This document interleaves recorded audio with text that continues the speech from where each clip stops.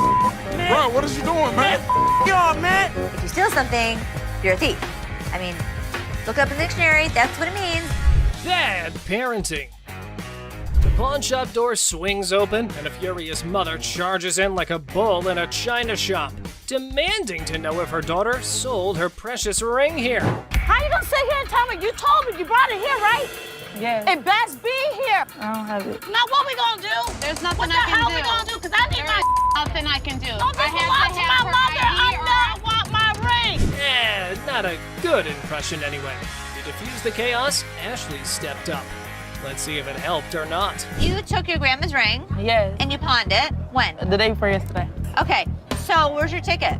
I don't have Okay, it. so let me ask you a question as a mother. Did you press charges against your daughter for being a thief? I'm not pressing no charges against my daughter. Then you can't get it No, back. no. Get a grip on yourself, Mommy. The woman just won't listen to anyone. Man, where do such people come from? No wonder her daughter's acting the way she is. I came in here to try to resolve the situation. But yeah, you want to Get out. no. Hey, get off him. You better figure out some way to get your mom's ring back. Watch when I get your ass home. Now see? Now you got labeled as a thief. Coin thief. Ooh, there's a new player in the game. This fella's got a quarter that supposedly belonged to JFK when he got the axe. And guess who he's trying to sell it to? Les, of all people. This should be interesting. Need the second person to touch it, man. You see this, man? Who was the first? JFK, man. JFK. Hell yeah, I'm trying to get 30,000 for it, man. Really? Our friend here needs to know that he's trying to close a deal with the boss. Yup, the big cheese himself. You know what that means? He better have some answers ready. I don't think this guy even knows who the president is today. What year did they put Lincoln on the quarter? 67. Who's on a penny? Bill Clinton, whatever his damn name is. Well, he means you'll have to take your business elsewhere if you want to avoid glitter and dancing. But anyway, this punk got mad, and here's what happened next. Want to go out for the pass? Please. Man, Follow him out. much, man. Man. Oh, you forgot to ask Let's it. go. See how Mo made me mess with the foot. Man. What? Bro, what is you doing, man? Y'all, man. Pink coat. The woman swaggers into the pawn shop, yelling that the pink coat is hers. Guess who she encounters for the argument? That's right, it's Les. What? Oh no, she's done it now. What could happen to her after upsetting the big dog? Let's find. This next customer is on a whole new level. She's got a necklace in her possession, so she's not showing up empty-handed. But here's the twist. She's actually here for Ashley, or something else. Could it be her sneaky way of striking a deal with the pawn shop? She's got a good personality, and she's so sweet. Oh, snap. That's the thing, guys. A lot of people pull off scams like this. And let me tell you, the way this woman starts behaving with Ashley is just downright bizarre and idiotic. But hey, let's not waste any more time on the theatrics and get down to business, shall we? Look that up. Yeah, I gotta give a price. I adore. Now Ashley's starting to feel a bit uneasy with this whole situation. It's not every day you encounter someone acting all creepy when you've never even met them before. And here's the kicker. This woman insists she's been here before. But wait till you hear what the system records actually reveal. And trust me, it's gonna be a shocker. I look her up in the system. She's never been here, right? I can't find her. Well. Are we really surprised here? This woman just can't seem to stop flirting with Ashley. But what really concerns him is her dishonesty. And let me tell you, her response to it is nothing short of idiotic, yet undeniably hilarious. We've got ourselves a real comedy act unfolding right in front of our eyes. So you lied to me? I do like you. No, you lied. Now, I can't help but wonder if she was just playing her cards to seal the deal, or if she genuinely had a thing for Ashley. Either way, she managed to strike a deal, and now she's out of Ashley's hair. Mission accomplished, I suppose. Now back at the pawn shop. And this time, we have a surprise because we've got a whole cast of characters in here today. Check out this lady starting off all cheerful and friendly, saying hi to the folks at the front desk. But out of nowhere, she does a complete 180 and turns ice cold. What's her deal? Marino. You lost this ring. This lady is all like, I totally came by here last month, I swear. But guess what? The computer ain't lying, my friends. The receptionist straight up told her that her precious ring is nowhere to be found. And you know what? It's on her. If she really cared about that ring, she should have shown up way sooner to claim it, but she didn't, so tough luck, I guess. You didn't bring it last month. You brought it 4 months ago. Now this lady is totally losing her marbles, you know? I mean, it's kinda dumb if you ask me.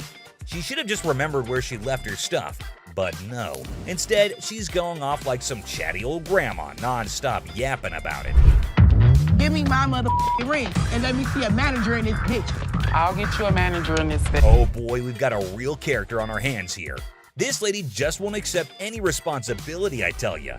Hey lady, newsflash. It's your job to remember, not his. This is where she's really taking the cake and acting like a complete idiot. And get this, she starts pointing fingers at poor Les, blaming him for this whole mix-up. You got me f***ed up. Well, no, you got yourself No, up. you got Can you believe it? I mean, come on, lady. It's clearly your fault, not his. Thank goodness for that bodyguard who swiftly stepped in and removed her from the scene. I gotta say, it's giving me secondhand embarrassment. Just look at the unending drama. Sorry that your grandma's ring exceeded its time limit. You made the mistake and did. But what we've got next will blow your mind. So it's just another day dealing with annoyed customers. This lady was supposedly waiting for 2 hours, or so she said. But man, isn't she a little too aggressive? Oh, you gonna ignore me. Can I get some help? Now Ashley jumps in to handle the situation, but this lady won't even let Ashley speak for a single minute. Such a big mouth. You need some better help up in here. I've been standing here going on almost 2 hours. This lady just won't quit shouting, and to be honest, Ashley is so done with it. But you won't believe what this customer does next. It's seriously shocking. Because He told me. Excuse me. Seriously, what kind of lady does that? I get that she's mad, but why resort to getting physical when the manager is talking calmly too? Wait, this customer walks in claiming she's here to get back the stuff she pawned off. But guess what? Buy. Not pawn. They were buy. Turns out she didn't pawn anything. She straight up sold it off. Man, this lady is clueless. She doesn't have her ticket and she expects someone to help her out? Seth tries to intervene, but it's pointless because this woman just can't grasp the fact that without the ticket, there's nothing anyone can do. If you bring me the ticket, I'll be more than happy to take care of it for you. I need my. Show me the ticket. I don't have my ticket. Now she's all paranoid, thinking people are trying to deceive her, and she's planning to take matters into her own hands. Uh-oh, that can't end well. At this point, it's best to just walk away, lady.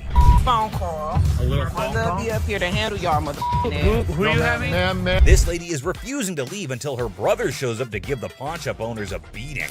How messed up is that? Seriously, this woman needs to just shut up. Better be ready. For what? Because my Better brother's be gonna ready come up here and to handle do you. what? And there you have it, ladies and gentlemen. These were just a few of the characters who made it onto our Idiot of the Day list. What do you make of all this madness? We want to hear from you. Fiasco as a man discovers a one-of-a-kind table, only to have their excitement interrupted by another customer demanding that they vacate the throne. But the first customer is not moving. Get your ass over and shut up. get off that bed. No, I ain't getting no. Get off that bed. What the you gonna do, baby? Who do you think you are to talk to me like Bro, that? if you let me, I'll be slapping that ass. You're talking to, brother. Back up. Back up. Man, really? We don't think so? You don't think so? Tension skyrocket amidst the customer's verbal barrage, but fear not, for Ashley steps in, serving sass and shutting down the disrespectful discourse. Honestly, with Ashley, who needs a savior in sparkling armor? Here's the way it's gonna work. You don't disrespect my daughter in my store. Get the out of here. If this guy ever shows his face in this store again, we're gonna kick his ass. Gonna get your hands off. Really? Really or what? We go back, disrespecting my daughter like that? Ultimately, Les has to step in and settle the score by enforcing the rule and ejecting the unruly patron. With one stern glance, Les sends the troublemaker packing, restoring peace and reminding everybody that disrespect isn't welcome in his kingdom. The scene kicks off with Grandma storming into the pawn shop, demanding her money back for a purse that she claims is fake. Now she's not holding back, loudly insisting on a refund while the audience can't help but applaud her fiery entrance. You don't want to mess with a grandma on a mission, so she demands to restore her sense of humor before anything else happens. She insists on getting her money back, saying that the purse she purchased was just as phony as a $3 bill. Yo, don't need a Ma'am, second. do you have the receipt? I didn't give you a second when I gave you my money. Ma'am, I'm trying not to really You lose took my control. money and I won't. Show me the receipt. I don't have a receipt. You sold me this purse. Baloney.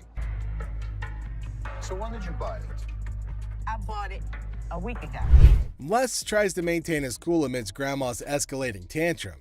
Now he asks for the receipt, but Grandma didn't expect that curveball. Now she intensifies her demand for a refund, saying she isn't playing games with her hard-earned money, even without a receipt in hand. Now, Les's justifications aren't going to hold water with her. She wants her money, and she wants it now. From me. From you. This is tarnished. You know what that stands for? What does that stand? I want my money. There will be, Don't put your hands on me. No smoke there. ma'am, there will be no smoking in the store. No smoke. Smoke it in the store. I got to calm my Put your nerves. cigarette I'm out, not miss. putting my Miss, cigarette put out. your cigarette out. Get your hands off me. Put your cigarette out, miss. Miss, come here. Get your hands off me. Cigarette out. I'm not. Just when you think the situation can't get any more ridiculous, Grandma takes out her cigarette and lights up in the store. Les, however, ain't having any of that and warns her right away that smoking isn't permitted anywhere, especially in his store. Grandma, however, is in no mood to follow the rules, leading to a showdown where Les tries to put out her cigarette while she vehemently refuses. Smoke it in the store. I got to calm my Put nerves. your cigarette I'm out, not miss. putting my Miss, cigarette put out. your cigarette out. Get your hands off me. Put your cigarette out, miss. Miss, come here. Get your hands off me. I'm not. I'm bending over backwards to appease this granny. Oh, I'm dear. trying to be professional Give and me I'm my trying to money. give you courtesy. Give me my money. That's all I want is my money. As the literal smoke clears, Grandma's still not backing down. She demands her money with a threat of legal action, insisting that she'll see Les in court. Les, exasperated, finally agrees to give her the refund just to get her out of his hair. But even as he tries to make things right, Grandma ain't done. She wants a card because she's ready to sue his butt. And with that threat hanging in the air, she finally storms out, leaving Les bewildered and relieved. All I want is my money. Give me a card, because I'm going to sue your ass. Okay, I'll see you in court. Goodbye. Get your hands off me. Yeah, right. All right. Stupid ass mother. Go ahead. Whatever. She does not remind me of my grandmother. And just when Les thinks the ordeal's over, Grandma turns back with one final threat. She's gonna bust his window. Now Les tries to reason with her, but Grandma's not having it. She's ready to throw down. But Les, with a mix of frustration and amusement, challenges her to try. As she storms out for the last time, Les can't help but reflect on how she's nothing like his own grandma, leaving the audience in stitches at the absurdity of it all. And that's it for today. Thanks for being a part of the Hardcore Pawn adventure with us. We hope you like the drama and surprises. And make sure you stay tuned for more pawn shop stories. See you next time. Laugh and cringe as a shouting woman causes trouble in the pawn shop, making Seth and Les really mad. Then a guard shows up and there's a surprising twist outside. Okay, I went to get my purse back to make my payment. She's telling me this is expired. That's my purse right there. That one right there, the black one. A meticulous lady strides in armed with confidence and a fake receipt, proclaiming ownership of a purse. Little does she know that Ashley is the store's memory bank, fully aware of every item in its rightful place. The girl, in her eagerness, attempts to vault over the counter, unaware that Ashley, the guardian of scams, is on duty. My purse right there. How do you know that's your purse? Because I know my purse. Here's the money. I want the purse. That bag was never in pawn. If you want to buy it, I just want to look at it and make sure it's not mine. Undeterred by gravity and common sense, the girl persists in her charade. However, Ashley stands firm, recognizing the futility of the scam and the level of wrongness involved. It's like trying to sneak a peek at the answer key when the teacher is watching. Yeah, that's not happening. I'm not first of all. I told you like I'm an idiot. Give me my purse or I'm going to come over that counter and get it myself. oh my God. Get your hands off me. Have a nice day. Let's go. Walk yourself out, yo. You. Walk. With a swift resolution to this failed escapade, the girl finds herself unceremoniously escorted out of the store. Lesson learned. Ashley's scam radar is always on, and jumping over counters won't get you far in this pawn-filled drama. Enter the family feud. Ashley drops the bomb on her brother Seth, calling him a hypocrite. But why? Well, he casually throws around $880 for a painting, while Ashley, according to her, can't even snag a deal for $30. Sibling dynamics at their finest. And as Ashley confronts Seth about the apparent double standards, she probes into the intricacies of spending $880, questioning how bad it could be. Seth, in classic sibling fashion, argues that his purchases are all about resale value, a concept he conveniently forgets when it comes to I am not going to forget the situation anytime soon. Seth better watch his back. Things heat up as Ashley demands an apology. Seth takes a nosedive into being the ultimate a-hole, apologizing for an $880 buy. Oh no. Instead, he hits her with a sorry not sorry for her supposed attitude, topping it off with a charming label. Well, let's just say that it rhymes with witch. Sibling rivalry reaches a whole new level on this show.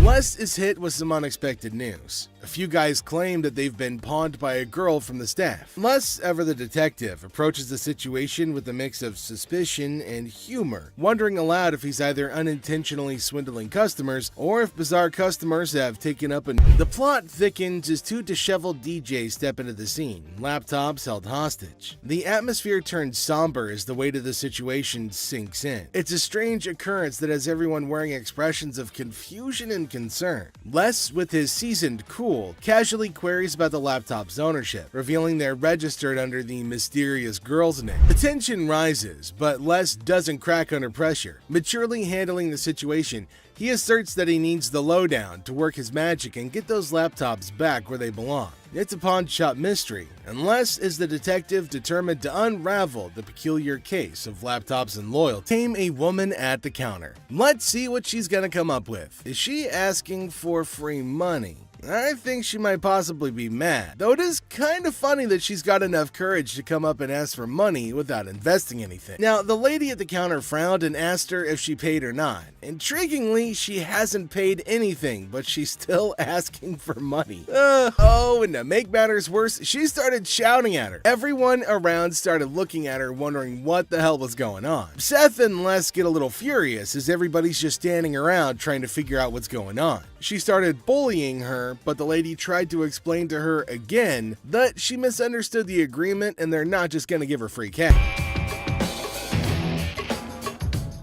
Is there something you need help with? No, I'm just browsing. Okay, sounds good. Anything catches your eye that you want me to pull out? I was kind of looking at some of these watches. Okay, something wrong? Yeah, my phone. Did you take my phone? On the showcase. In a pawn shop far, far away from common sense, a customer's quest for an invisible phone turns the store into a circus. Imagine a magician's act gone wrong. Now add grumpy customers and confused employees. It's a comedy of errors where the only thing missing is the phone that everybody's looking for. Look, I ain't crazy. Damn it, I just laid my phone down. Yo, you better get off because get the manager. You Another customer in the store. You have got to get out. Y'all, please, listen. As chaos reigns supreme, the invisible phone saga transforms into a slapstick showdown. Consider a scene from a stupid action film, but with canes instead of firearms, and insults flying quicker than a swarm of birds. It's like a sitcom on steroids, with each character competing for the title of most absurd performance. I'm out of here, yo. Their business outside. Nobody don't got time for this. Yo, get this old ass. Hey, what's your problem? Oh, my For God. heaven's sake. You ain't gonna need that cane. Go ahead, put the cane down. Chill out. Thanks, Gangster, calm down. Yeah, all right. Man, don't hurt nobody. And watch how you use that cane. Shut the hell up. You got grandkids? Granddad. Have a nice day. Now, as the dust settles, the pawn shop resembles a battlefield of comedic proportions. With tempers cooled, the invisible phone remains the elusive star of this absurd show. And when the curtain falls on this hilarious display, only one thing is certain: nobody's gonna leave with their sense of worth intact. Hi, I'm trying to pawn this chain. Yeah, we won't be able to take this. Why you want me to take? Why are you screaming? Because I want my mother money. I'm a boss. That's what I do. Get my money. You're gonna come and get it? One way or another. All right, well, I'll come and give it to you. Yeah. So this guy strolls in all confident, trying to pawn off some chain. He's like, I want $250 for this. But hold up, it's faker than a $3 bill. The drama unfolds as he demands his mother money and threatens to take it by force. Oh man, well we got ourselves a boss in the making right here. Where's it at? Back up. Okay. First of all, that's not real.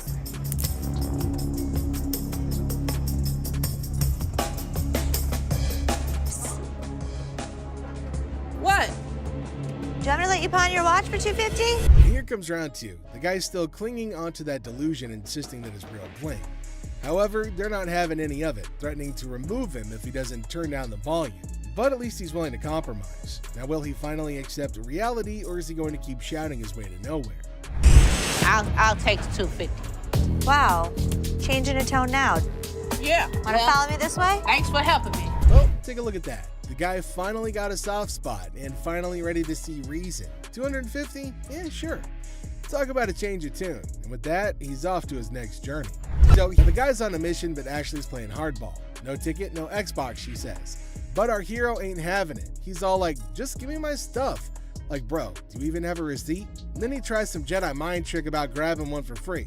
Nice try, buddy, but this ain't a buy one, get one free sale. I finally bolts, and Ashley's left scratching her head wondering what the heck just happened. Never a dull moment in the pawn shop. Hi, how are you? Got a little bit of a problem. Can't imagine why. My kids were playing around last night, broke my teeth. Now I have no teeth. They broke all your teeth? I had dentures. So they How'd were they playing. bring them? They flushed them down the toilet. And you want how much? About $300. $300. So I'm not gonna be able to give you $300. Two? No. See, the issue is it has to be a certain amount of weight. A woman with a smile like a jack-o'-lantern enters, claiming that her mischievous children flushed her dentures down the porcelain plunge. Now she offers a promise ring as collateral, hoping for $300 to buy replacements. Ashley politely informs her that it's more like a $10 promise, triggering a meltdown worthy of a Shakespearean tragedy. For me to pay you for the silver. Right, I understand it ain't worth all that, so what can you give me? $10 to buy it. No, I need more than $10. See, I have no teeth. Right, I go so to work I'm not tomorrow. paying you for your teeth. But, okay, well, what the can you do then? The woman launches into a guilt trip that would make even Mother Teresa flinch.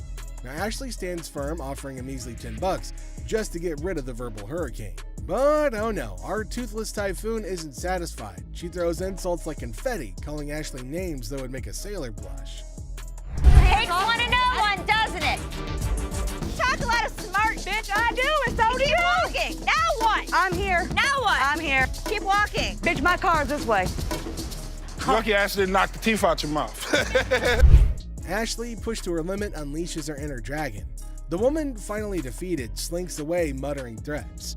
Ashley, victorious but slightly singed, sighs. One down, a million more to go. Battle Royale. Now the woman wants $165, but Ashley's all like, I'll give you $150, and it's a standoff. Then, boom, attitude explosion. The woman, talk about a grand finale, folks. The woman's on her way out, but not without some parting shots. Now she's throwing shade like it's confetti, calling everyone out like it's a reality TV showdown. But in the end, it's all smiles for Ashley and her crew as they bid adieu to the drama and welcome the next wacky adventure in the pawn shop saga. In the end, Robert storms out, swearing never to return like some kind of reality TV deep. American J. Oh, hell no. You should have Well, somebody gonna pay for it, like I said. I'm not paying for Bitch, you might as well get off the phone because somebody about to pay for my... Hey, you... A lady comes in armed with her TV and a vast vocabulary. The Golds might not like the latter, though. When I came the door... So how did she break her TV? Because I told her to hold the door and I dropped it and it cracked. See? It's cracked. Okay, so what do you want me to do about it? I don't know. Is you the manager? Yeah, so maybe you the manager, but you ain't act. I don't know what this lady was all about, but how dare you come in my store and make a huge scene? Don't trust me. What is you gonna do? Bitch, you gonna pay Don't act stupid. The ladies might come to blows, and Ashley steps in to keep that from happening. You is the type that will get smacked. Really? Really. Try it. Y'all got me up. You have Go get my 1 minute TV. to get your out of her phone. Oh, bitch. Ratchet ass. Don't trip. What's up, bitch, and fix your makeup. Don't trip. Bitches, you go. Whoa! Hit yourself in the head. Yeah, this what I would have did to you if you would have came close. I did. The woman does not like being evicted and transfers her anger to Ashley, but she isn't the first sassy customer the staff's gonna handle.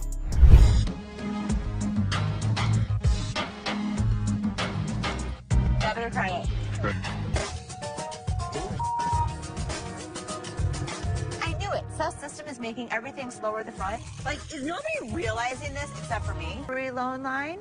So I can't get your TV through my little tray here. Well, I don't have the time to wait in that line. I've got to get out of here. I've got things to do.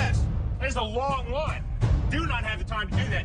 Just come out here and take my TV from me and give me some money for it. This customer takes the adage, time is money, quite literally when he's asked to wait in line. Seriously? Yes. Come out here and take my TV and give me some money for it. Forward the front, and it's starting to make me insane. Here's the TV. I need some money. Okay, for me, No. there is a line, but you're not going to come in here demanding money. Here. Oh, yeah, okay. You Here, guys see you know this? what? Everybody see this bullshit? What? TV. I just damn store. Sure. You. Yay. Okay. I mean, look at the line. The line is huge. Ashley doesn't appreciate being told what to do by rude customers and lets the man know in clear terms.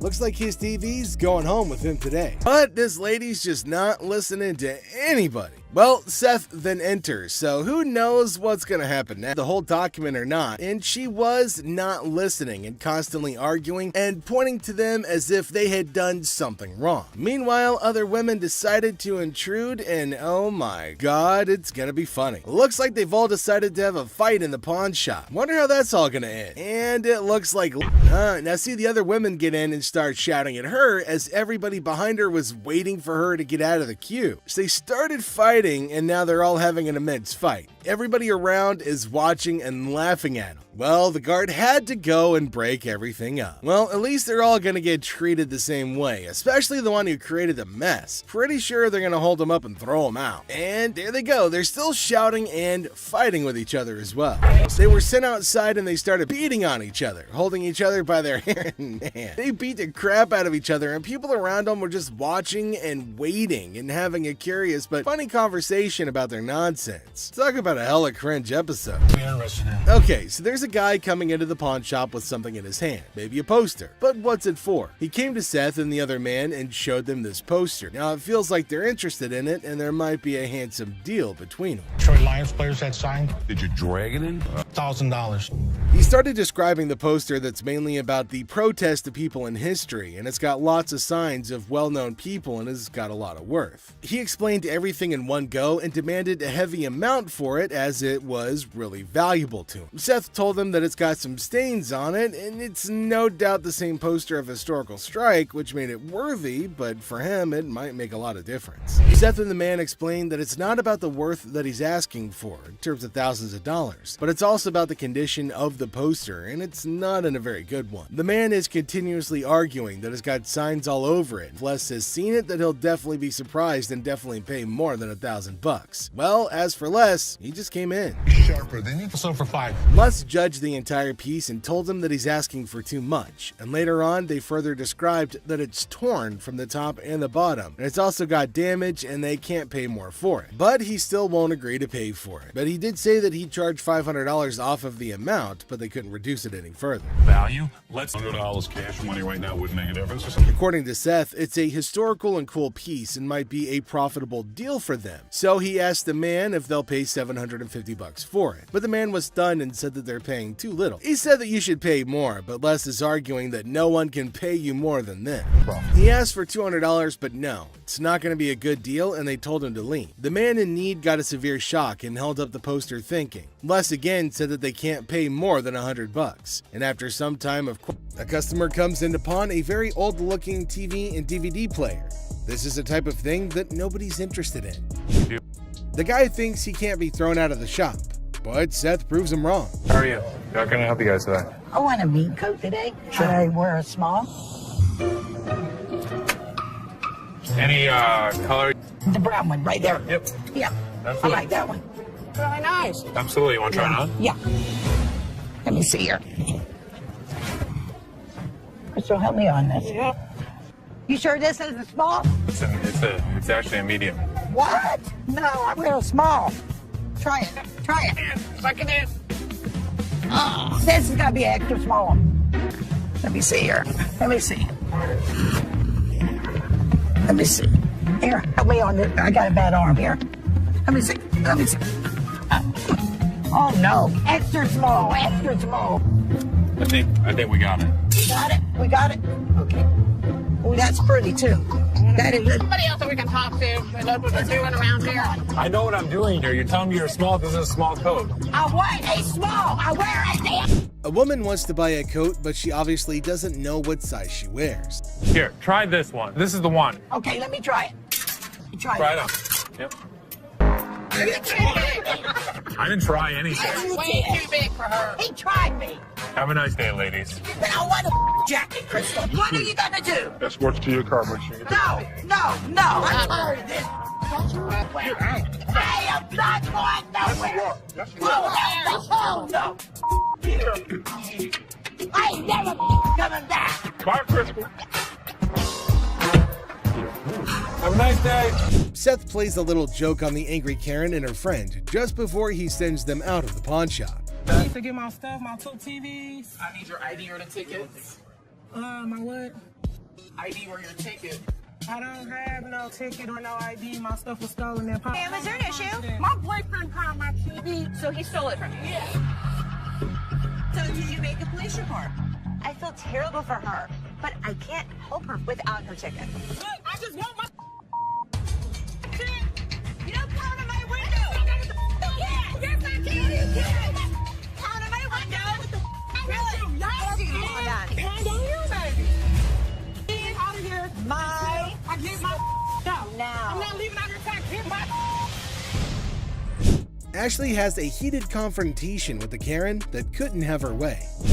I'm not leaving out of here. I get my no. I'm not leaving out here till I get my leave. I'm not scared to leave. Bye. I ain't scared to leave. Okay.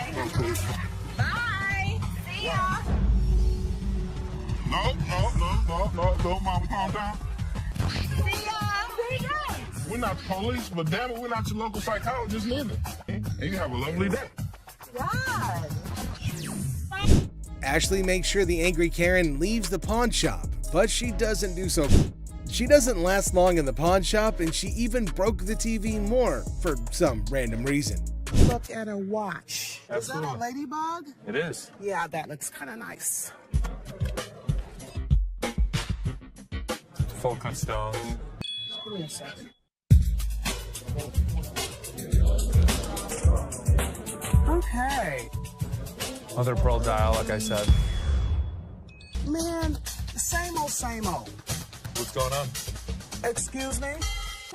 Don't you get paid by the hour? Trying to rush people? I'm not trying to rush you. You are trying to rush me. Get the watch back out. Don't try to play me. Seth and this customer can't seem to get anywhere in this transaction because she's texting. No, I'm not You laughing. laughing? You laughing? What's funny? Are you mental? Menthol? Mental. Oh. Do you see this phone? Do you see me texting? I can slow down. Yeah, please slow down. I am checking at me like I'm crazy. That is crazy to you?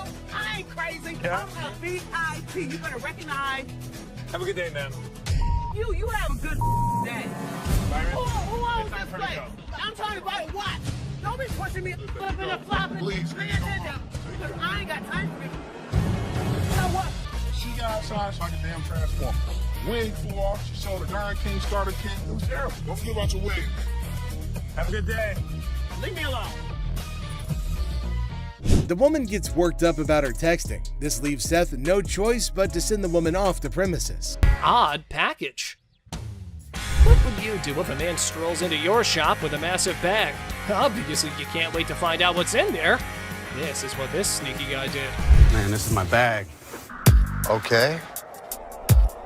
What's in it? Tell me what that means, because maybe I don't understand what you're talking about. Looks like the man had a top secret mission with this bag. He didn't let anyone unzip it. In my opinion, he's a freak. See for yourself how the whole scenario went down. You can't bring in a big bag into a business and not expect to have it searched. Oh my God. My man, oh my God. What the hell? Wow, that was unexpected. I can't believe what just happened. I might need a moment to process this. It's not something any of us were prepared for. So I'm just gonna let things lie. If I see anything on the news, I'll report that he was here. I saw that. For all I know, there's a half-naked man in a gold G-string running around the streets of Detroit. Holy Pregnancy deal. A pregnant mom walks into a pawn shop, excited to purchase a wooden horse for her unborn baby. I was just here last week and I seen this horse that y'all had and I really want it. I didn't have the money last week. For sure. You saw? Where is it? It's right over here. Sure. When are you due? Well, I'm due next month. Oh, it's your first? Yes, it is. Oh, but the down part was that she has no money. How unfortunate considering her husband left her. Hearing her story, Ashley gets all empathetic and decides to give away the object to the yet-to-be-born baby mama. This is what she has to say. Let me tell you what I can do for you.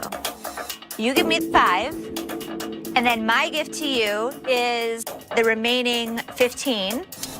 That'll be great. That'll be really great. Okay? It means so much to me. Well, everything went well for the lady, and even Ashley was proud of herself for doing a good deed. Until this happened. Help you and the baby. What the? Hello? Excuse me. Excuse me. Wedding ring crook. Looks like someone's sleeping on the couch tonight. This wife found a pawn slip for her wedding ring in her husband's wallet. Time to hit up the pawn shop and get it back. So your husband stole your wedding ring? Yes, he took it because we're having financial problems. I get why he did it. I just want to pay for it and get my ring back. Did you make a police report? No, I didn't make a police report. The hell am I going to make a police report for? The angry wife missed the no ticket, no service memo. Ashley can only work with what she's got, lady. Don't shoot the messenger. Let me explain to you how this works. First of all, I don't just look up somebody's name and give you their information. I didn't ask you to give me the information. I asked you to look it up. How hard is that? You look it up in the computer, you take it, I pay for it, we leave. It's not that hard. Okay, I know it's not funny, but Ashley's solution was hilarious. Here's how she managed the situation. Nobody saw it coming. It isn't that hard. Take your pretty little feet, walk your pretty little legs out of here. You are not. Just go back there and give me my How hard is that? You can't just go back there and type in a name? It's time to go. The only person you should be threatening is your husband. Invisible friend. A guy trying to pawn a fake bracelet walks into a store with his imaginary friend. However, Les was skeptical until the friend started haggling for a better price. My partner right here, Robert, we want to pawn this. You're who? My partner, Robert, right here. Here's a person talking to an invisible friend, but I didn't see him. Well, well, well. Robert, the imaginary friend, needs a reality check. Maybe this dude should stick to playing pretend more believably. After all, the pawnbroker here is no fool. Robert, tell him, Robert, tell him. This is worth $200. It was a stainless steel bracelet that we don't sell here for $10. There was no way he was gonna get anything. However, his get-rich-quick scheme wasn't so quick after all. The customer's face fell faster than a lead balloon. This is how we reacted to the situation. And he talking about he can't give me nothing for this. What the is that? You know, come on, let's go to the outside. I gotta look at it a little more better. All right. I ain't leaving. I'm not leaving, man, until I get some money. I'm not leaving, man. That man, let me Deal with the devil. Here's a spooky one. This might not be your regular Tuesday, because this time, the devil isn't at the crossroads, but at the pawn shop trying to sell his gold for cash. How old are you? 2,500 years old. Great. I finally got to meet somebody that's older than my dad. So how can I help you today? I want to get rid of this gold. I don't want gold. I want money. I think he's crazy. But interesting fact, people, this time around, you don't have to give your soul in return, but some cash, and the devil's good to go. Here's what happened next. This guy might take the cake for the weirdest guy that has ever walked through the store. How much you want? Tell me what you give me. I could have gotten $650 for this stuff. Can't do it. Maybe $650. Les hasn't ever made a deal with the devil, but this time around, he's willing to crack this one, being ready to outwit even the Mark Trickster. You want 610? I'll take $650. I can't give it to you.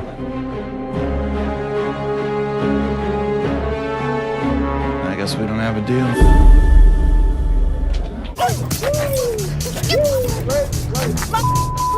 Watch your punk ass up, but you ain't getting my motherfucking car. You got me.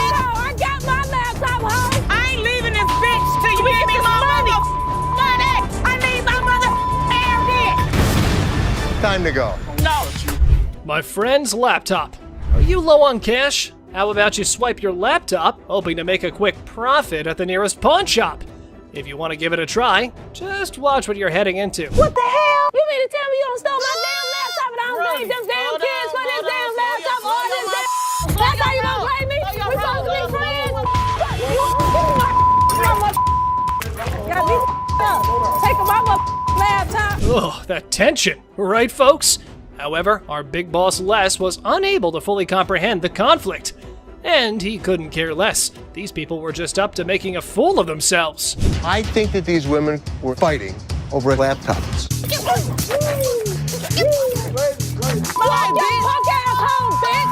Watch your punk ass home. But you ain't getting my motherfucking car. You bitch. I got my laptop home. But we, being a sucker for drama, sorted it all out.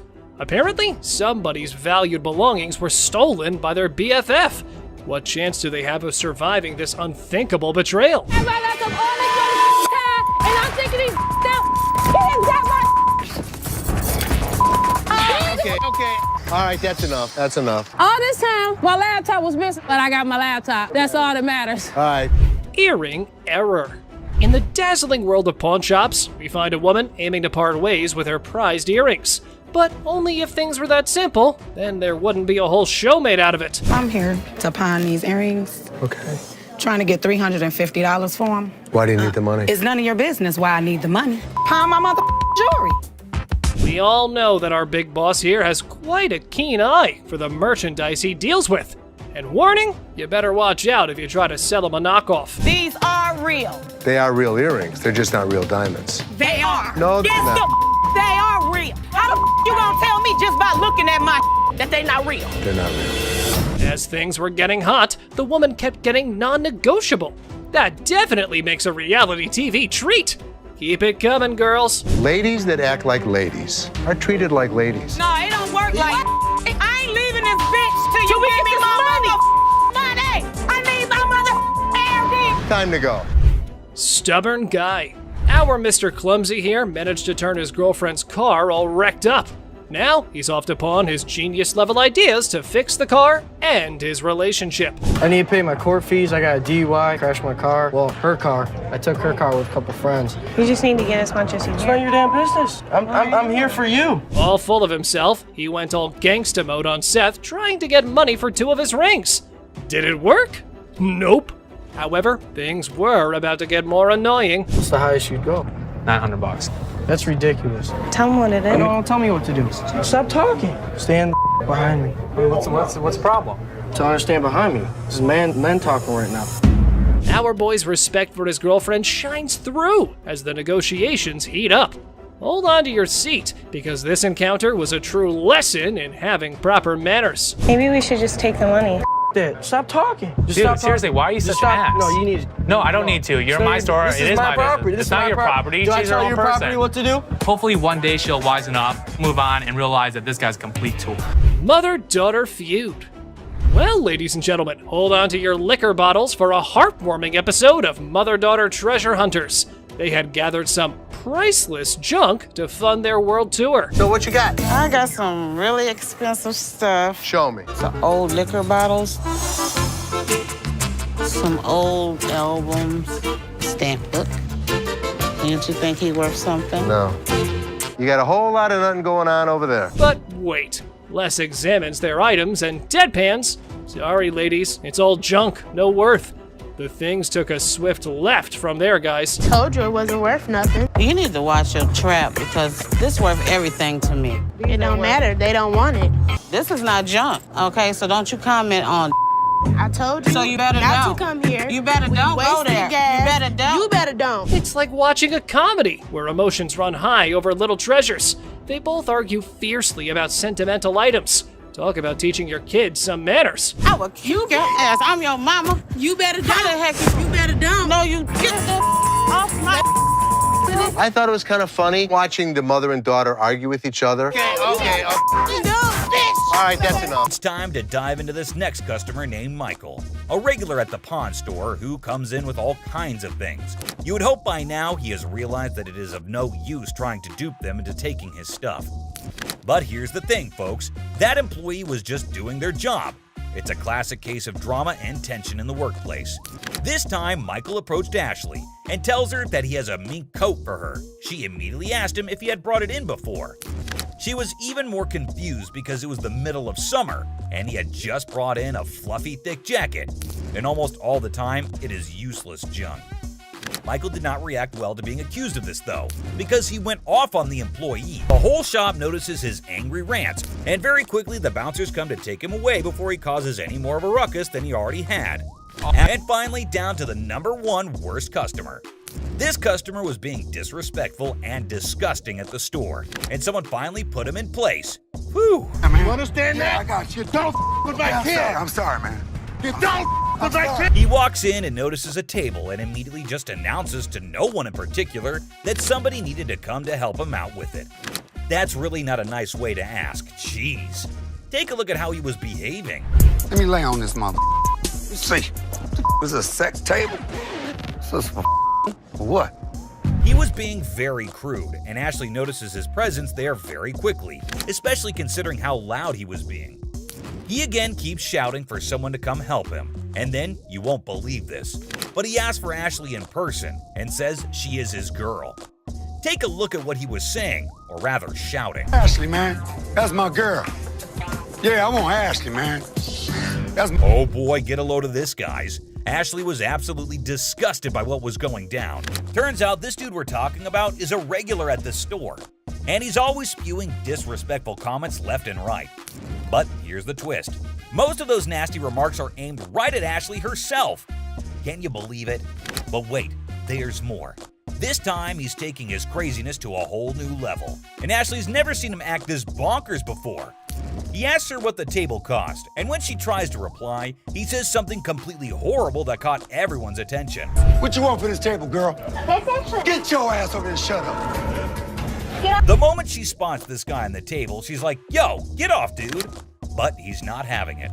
He keeps telling her to shut up or get lost. That's when the bouncers step in, swooping in like superheroes to have her back in a flash. But here's the kicker, my friends. Even after all that, he still won't quit with the rudeness. He's talking down to her like he owns her or something. And let me tell you, she's beyond upset. She's furious at the way she's being treated just because she's a woman. Take a look at what he's doing in the store. No. No, you Josh. be quiet. Look, come this way, baby. Who do you Come think here, you sis. are to talk to me like Bro, that? if you let me, I'll be slapping. Yo, hold up, people. Leslie catches wind of all the chaos and rushes in to see what the heck is going down. And let me tell you, he's in for a major surprise. When he hears just how incredibly rude this guy is being, he straight up loses it. It's time for a full-on showdown. And let me tell you, this customer is in for a world of hurt. I mean, seriously, who would even try to mess with Leslie, especially in his own store? It's about to go down, my friends. Over how Look, I ain't even looking at this mother. Do you think you're talking to mother? Back up. Take my Leslie has reached his boiling point. He simply couldn't tolerate how this disrespectful dude was treating his own daughter anymore. Enough was enough, and he was ready to put a stop to this nonsense once and for all. Brace yourselves, because things are about to get real intense real fast. Without hesitation, he grabs the guy by the neck and firmly tells him to get the heck out of the store. And let me tell you, it's not gonna end peacefully. And that's a wrap, folks. We hope you enjoyed diving into the world of hardcore pawn. If you want more jaw-dropping stories and crazy confrontations, be sure to hit that like and subscribe button. and stay tuned for more epic episodes. Until next time, guys. Welcome back to our channel, guys. No, let's go. Man, let me go. Let me go, man. Let me go. I need my money. What you so mad for? Go ahead. Man, they took my money, man. Today, we've got a wild ride for you on Hardcore Pawn with some idiots. Get ready for a roller coaster of laughs, absurdity, and unexpected turns on this episode of Hardcore Pawn, where the ordinary becomes extraordinary. Man, ridiculous, man. Body slam. A man brings heavy vibes into the pawn shop, sharing his grandma's passing and hoping to trade a ring for rent money. Ashley adds a sprinkle of sympathy, making the somber moment oddly endearing. Well, actually, I'm not doing so good. No? My grandma just passed. I'm sorry. Ashley rains on the customer's parade, revealing the ring's lack of godliness. Frustration brews, and Ashley suggests pawning everything but the kitchen sink. The struggle for value turns into a financial comedy sketch. It's not real gold. So you saying it? Basically, y'all sit up here and waste my time talking to you. You didn't waste your time. Ashley, usually the pawn queen, battles a customer storm. The ring debate escalates into a shouting match. I'm trying to help you solve your issue. What you mean? What you I'm mean? trying to help you solve your issue. Lower your voice. The customer wants quiet, Ashley wants value. The result? Pawn shop opera in full swing. Don't tell me what to do. Don't put your finger in my face. Don't put your finger in my face. Enter Byron, the pawn superhero. Ashley's yelling fest transforms into a tag team wrestling match. No, let's go. Man, let me go. Let me go, man. Let me go. Bitch, I'll be back. Byron takes center stage, slamming the customer out the door like a disgruntled WWE star. Let me go. Man, y'all got me.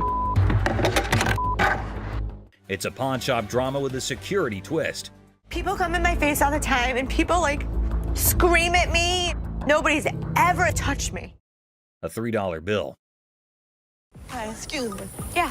Hi, I'm looking for a watch, maybe about $100. I got $100 to spend. Well, well, well, look at this drama unfolding in our favorite pawn shop. A woman struts in like she owns the place. The owner, trying to impress her, showcases some bling, and she's all ears. It's like a weird dance of possessions. That's really pretty. It's really Looks pretty. good on you. That was 100. 100? I'll take it. Okay. Things are heating up. The woman, feeling all high and mighty, wants the pricey watch. Negotiations are on, and after some back and forth, she says yes. Cash time, right? Wrong. Now we add tax on that. It's gonna be 106. All right. Here. Hold up, the plot twist is here. She pulls out a gift card worth $100 and thinks she's the queen of the pawn palace. The owner's face? Priceless. She's like, lady, are you serious? These are not our gift cards. What would you call it? Is These that are- preferred customer? No, snap. The owner ain't buying it. He accuses the gift card of being faker than a $3 bill. Trauma alert. The woman's in denial, insisting it's legit. This is better than a soap opera. Lie $100 on it. That is not our gift card. And now, ladies and gentlemen, we've got a full-blown showdown. The owner versus the woman. It's like a bad reality show. She's trying to swipe that card. He's not having it. Cue the verbal fireworks.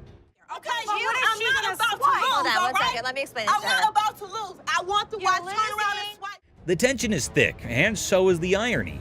The woman's yelling, the owner's smirking. It's like a comedy sketch gone wrong. This fight is going in circles, and I'm here for it.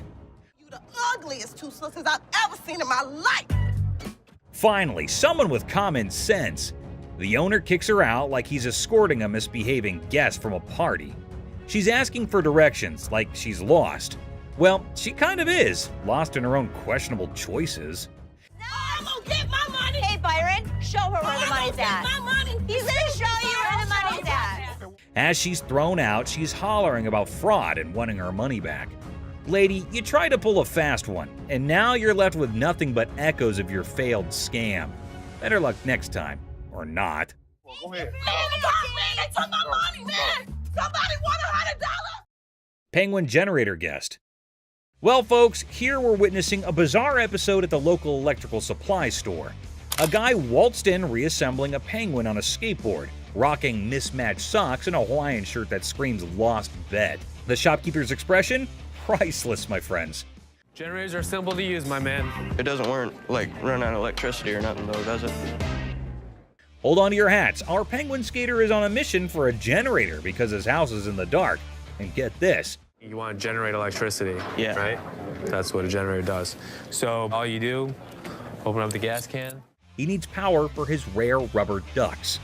The shopkeeper, baffled as if an alien just offered him moon rocks, points to the generators. But wait, our penguin is more lost than a fish in a chess game. Round 2 of generator education, anyone? Could I take it to my house and see if it'll work? What? Like go to my house.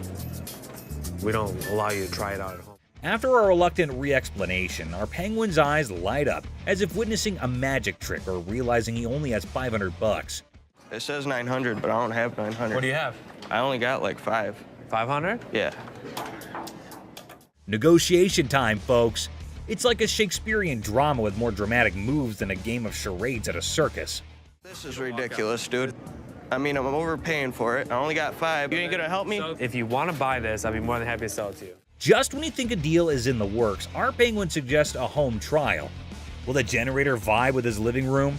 Shopkeeper's not having it, thinking he's in a reality TV prank. You want to buy it or not? I want to borrow it at least. Borrow it? What the f work? Give me $700. You can borrow it indefinitely. Cue the chaos. Security guards swoop in, dragging our penguin out like a grumpy rock star exiting the stage. Oh, you want to bet? Excuse me. Have a good day, sir. Hell no. No. Have a good day, sir. No. And there he goes, leaving the bewildered shopkeeper questioning the sanity of humanity. Who knew buying a generator could be this wild?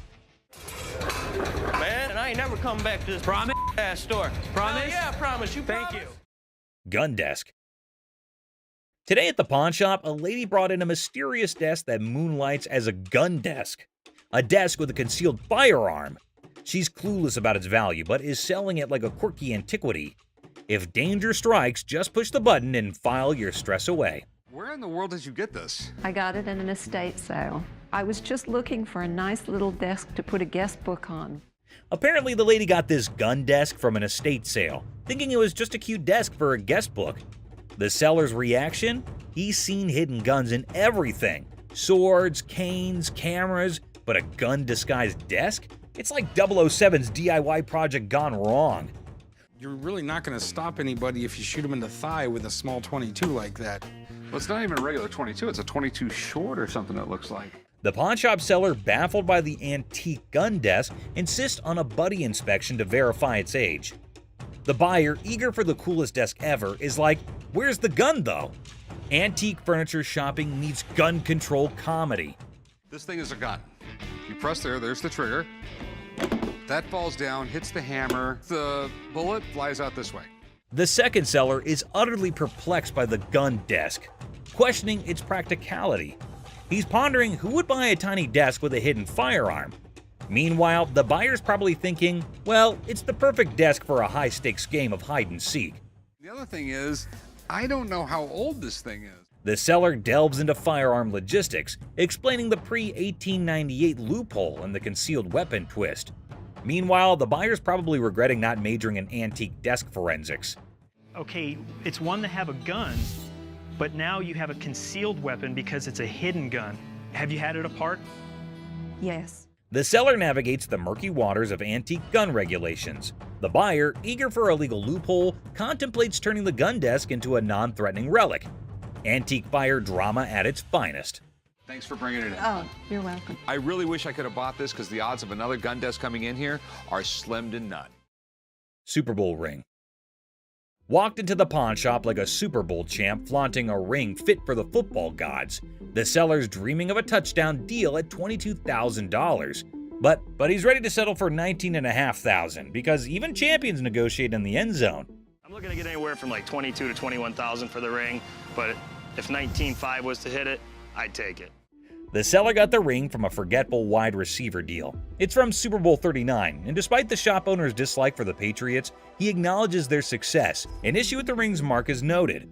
If this Super Bowl ring is the real McCoy, it's worth tens of thousands of dollars. But a hand-engraved manufacturer's mark just doesn't seem right to me. The pawn shop worker with a quirky habit of hoarding Super Bowl rings scrutinizes the suspect engraving on the Patriots ring. The seller's mid-20s price tag meets skepticism as the shop owner delays, realizing this ring's authenticity quest might need more detective work than expected. I'm gonna have to get somebody in here because it just doesn't look right. I want to do a little bit more research, so we'll get this thing figured out.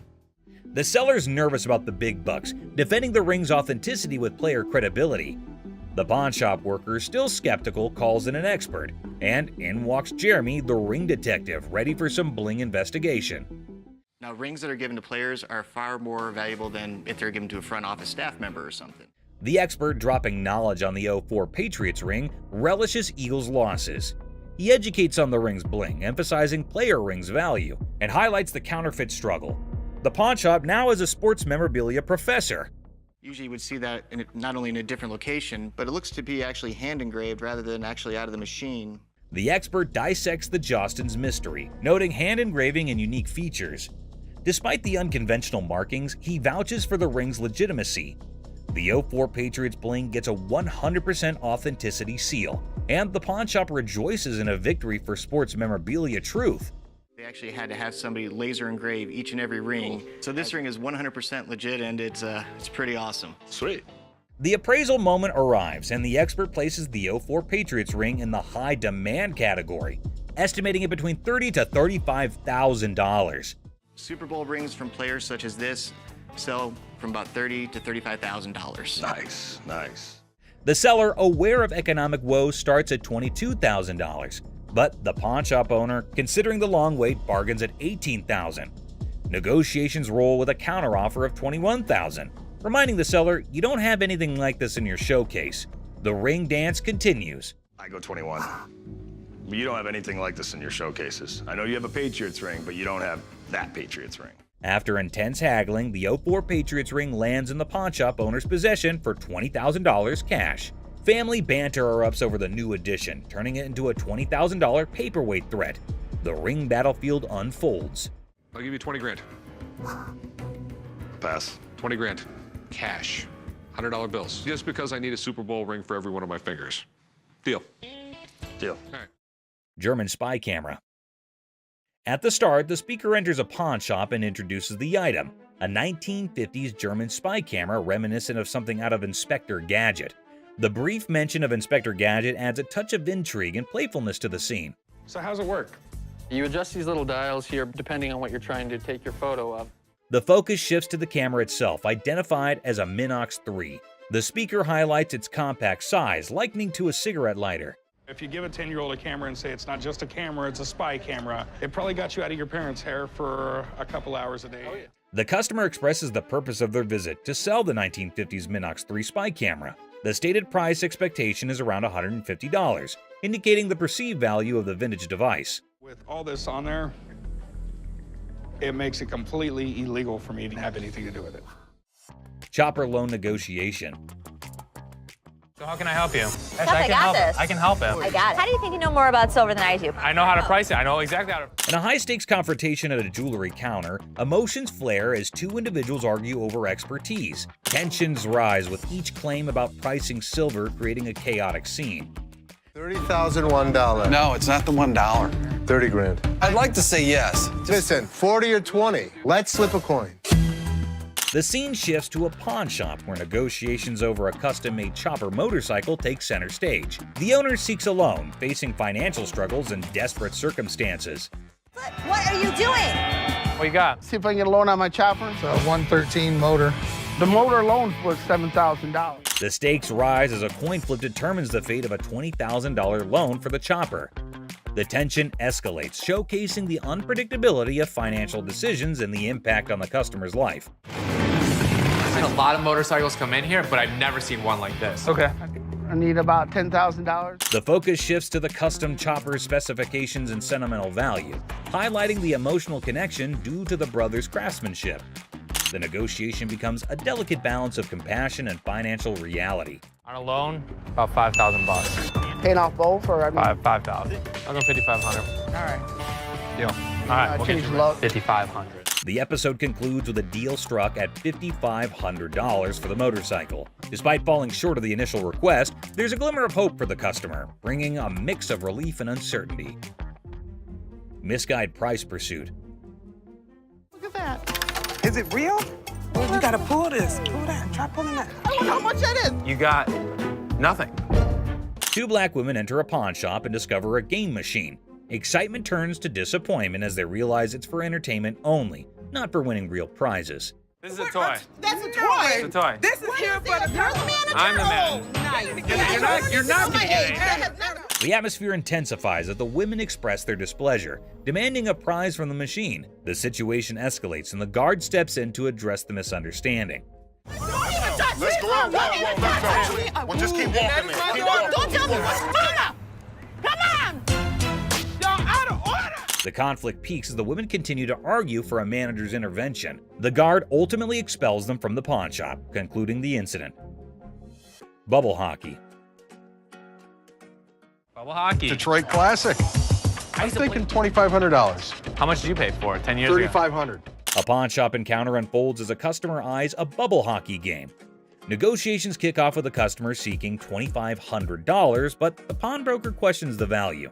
Under $1,000. Maybe we work out a little game. Winner gets the price. 900 if you win, 500 if I win. Oh, can't do it. The negotiation continues with the pawnbroker proposing a lower price, suggesting a gaming duel to determine the final cost. The customer hesitates, seeking a higher amount. $100 out of this. 16 you win, 400 I win. All right, I win $1,600. The game begins and the customer dominates the bubble hockey match, securing a convincing victory. The pawnbroker acknowledges the expertise and adjusts the evaluation accordingly. Let's go. But I know I'm gonna win this bet. These aren't those $1,200 ones? The conclusion sees the pawnbroker acknowledging the high value of the game, recognizing it as a genuine classic worth $2,500. The customer prepares to complete the transaction. Wrestling trunk triumph. We have a champion item for you today. I think I got your new bathing suit over here. I don't think that's my size or my style. The episode presents champion-level memorabilia, wrestling trunks worn by Titus O'Neil during Money in the Bank. Banter between the pawn shop staff sets a lighthearted tone. Well, these are wrestling trunks. Okay, are they worth anything? So where did you guys get these? From a buddy of mine shortly after the show. Negotiations unfold as the seller details the trunk's origin, worn by Titus O'Neil and his college football background. Price discussions ensue, involving humor and strategic bargaining. Oh, how much are you looking to get? $1,800. Are they worth that? What do you think about 800? What about 14? Money at $1,000. Go for it. You have a deal. All right. Okay. The negotiation reaches a climax as Chumley proposes $800, leading to an amusing wrestling-themed banner. The final agreement settles at $1,000, and the seller agrees to the deal. And you sure this is like real and everything? Yeah. But you're sure they're real? 110%. Concerns about authentication arise, with reassurance that the trunks are genuine. Rick, the pawn shop owner, decides to break even on the purchase and seeks dinner in return. I'm gonna go look at stuff I understand. I thought you might want to put this back in your collection. Absolutely. It was my first WWE Championship match, and I won the Tag Team Championship. Titus O'Neil makes a surprise entrance at the restaurant, sharing the backstory of the trunks and their historical significance. The emotional reunion adds a personal touch to the transaction. We bought them for $1,000, so if you just let me break even and give me dinner, I'm good. Got me a little black bag and everything. Look at that. The episode concludes with Titus O'Neil expressing gratitude, and the pawn shop staff excitedly anticipates dinner. The atmosphere remains lighthearted, emphasizing the unique experiences of the pawn shop. Gunfire and negotiation. And it was handed through the generations to me. What are you trying to get out of it? I'm looking for $50K. 50,000. 50,000. Corey introduces Alex to Craig, who has a fascinating antique wheel lock gun.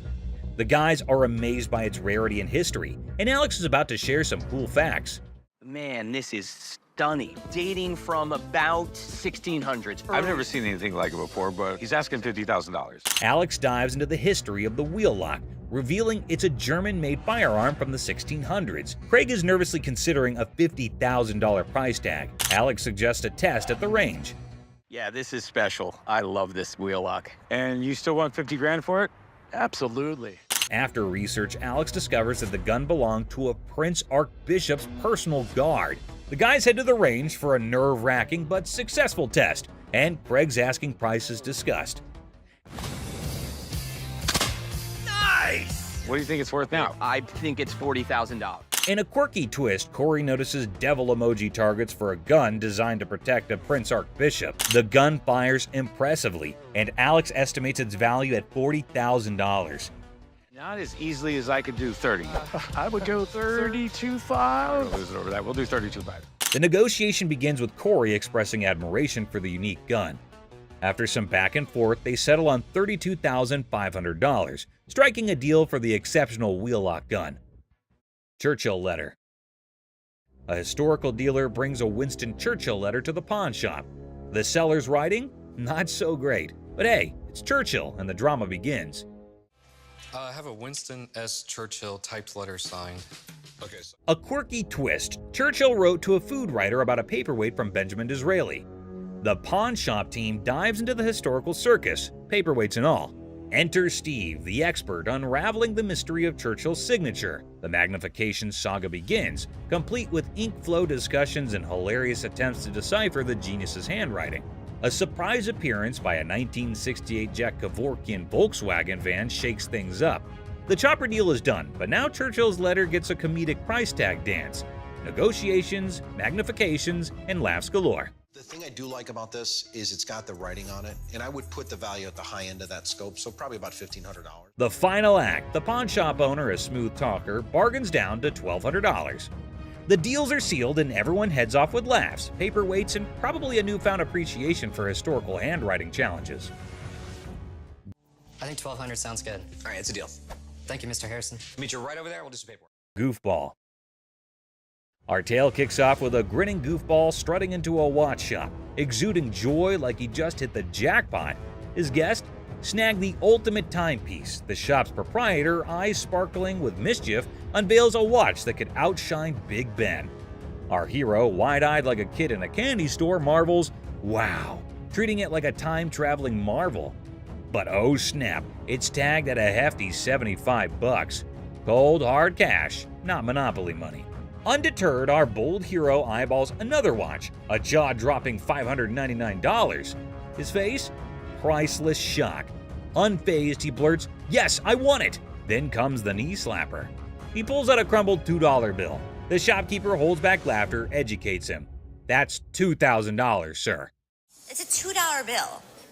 Okay, and it's worth $2,000. You can practically see the gears in the guy's noggin spinning, desperately seeking a way out. "Anyone up for a cash exchange?"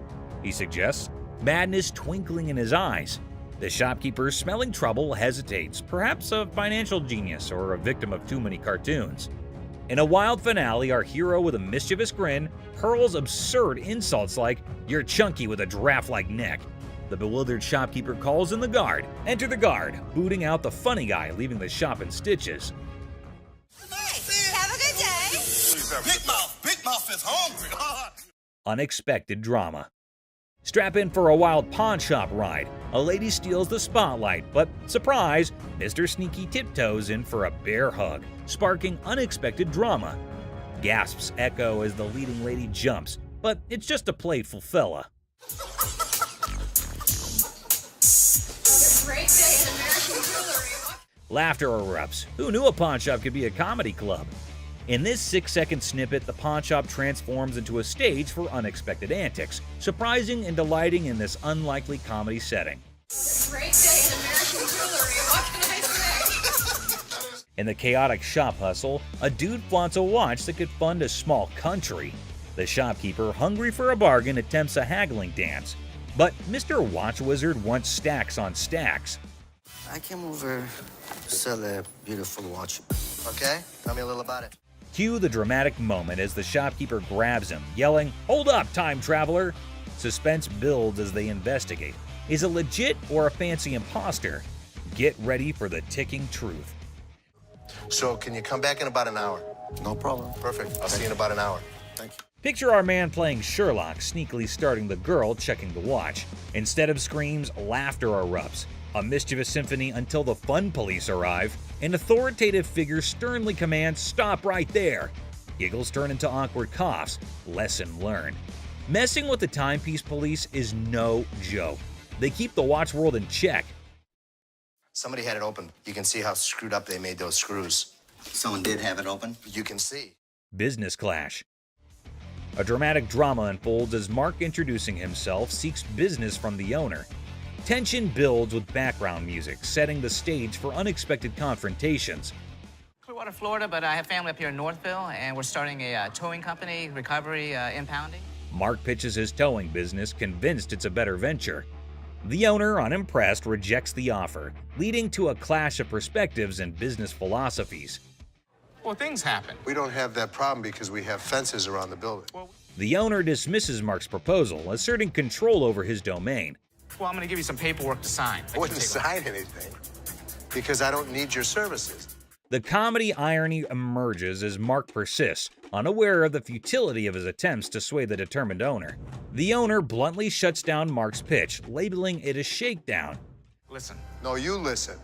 You are not coming into my business and trying to shake me down. The dialogue becomes increasingly heated, with the owner refusing to entertain the supposed business opportunity. What would you call it? I call it a business opportunity. I'm not interested. Mark's exit is met with firm warnings from the owner. The situation ends humorously with a comment on Mark's nice car, injecting a light note after intense confrontations. I'll be back. If I were you, I wouldn't come back. Whatever. The gym brawl. So watch this hulking bodybuilder guy, all muscles and bravado, strutting into a pawn shop with this wrecked workout thing that looked like it went through a blender. He was like a peacock on protein, thinking he set up a magic muscle worm. The shopkeeper, a guy with a face as serious as a freshly waxed dumbbell, raised an eyebrow at the smashed up widget on the counter. Hey man, I need to talk to somebody about this. This piece of junk I bought in here just a couple days ago don't work now, it's broken. Check out this masterpiece, our bodybuilder buddy declared, pointing dramatically at his broken workout thing. It's so messed up. I swear it's doing reverse squats by itself.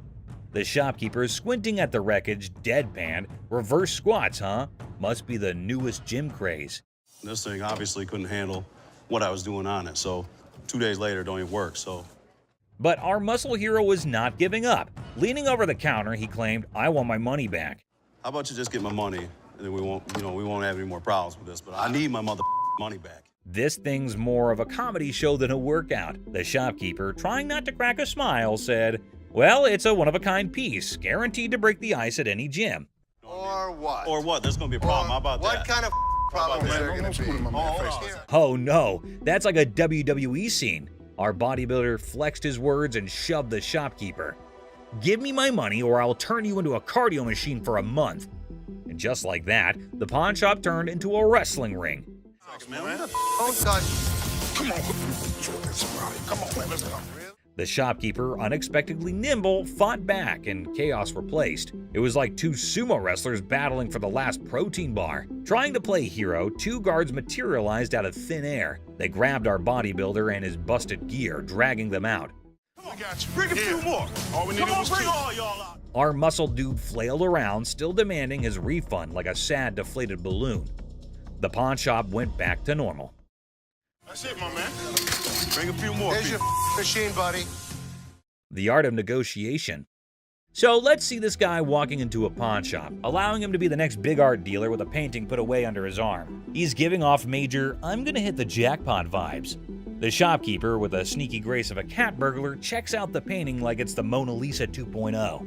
Our confident guy also spins this wild tale about how the painting formerly belonged to Napoleon's pet goldfish, or some other crazy story. So what you got? I got a painting from Peter Max. An original painting? Well, I got into a silent auction. The shopkeeper, poker-faced like a pro, goes, intriguing. You can virtually see dollar signs in his eyes as he dreams of making a fortune. Now comes the big moment. Confident guy bravely says, "I want $3,000 for this masterpiece." Let's see if she can close a deal. Yeah, what is the bottom line? 3,000. No way. The shopkeeper, still all mysterious and cool, smirks and says, "I can do 1,500, or you can hit the road." 1,500 and we got a deal. It's like a Western showdown, but with money instead of guns. It's a take it or leave it situation. The confident guy, looking a bit less sure of himself, decides to pull a classic move. pretending to discuss it with his imaginary art expert friend. Maybe it's an unnoticeable chum with an art degree. While our hero is deep in discussion with his invisible art critic, the shopkeeper, beaming like a Cheshire cat, decides to up the figure. I know there's a market for it. So $1,500 I think is pretty good. They need to take the money and run. He counts out $1,500, slams it on the counter as if to say, "Take the cash and run, chum," or say farewell to the deal of a lifetime. 1,500. All right. In the end, the confident guy, now looking further confused than confident, grabs the cash and virtually sprints out of the shop. And that is how a pawn shop turned into a comedy stage, starring Mr. Confident, the mysterious shopkeeper, and an oil with a Napoleon-connected goldfish. Art, my friends, might be priceless, or at least worth $1,500. Peter Max. Seat showdown comedy.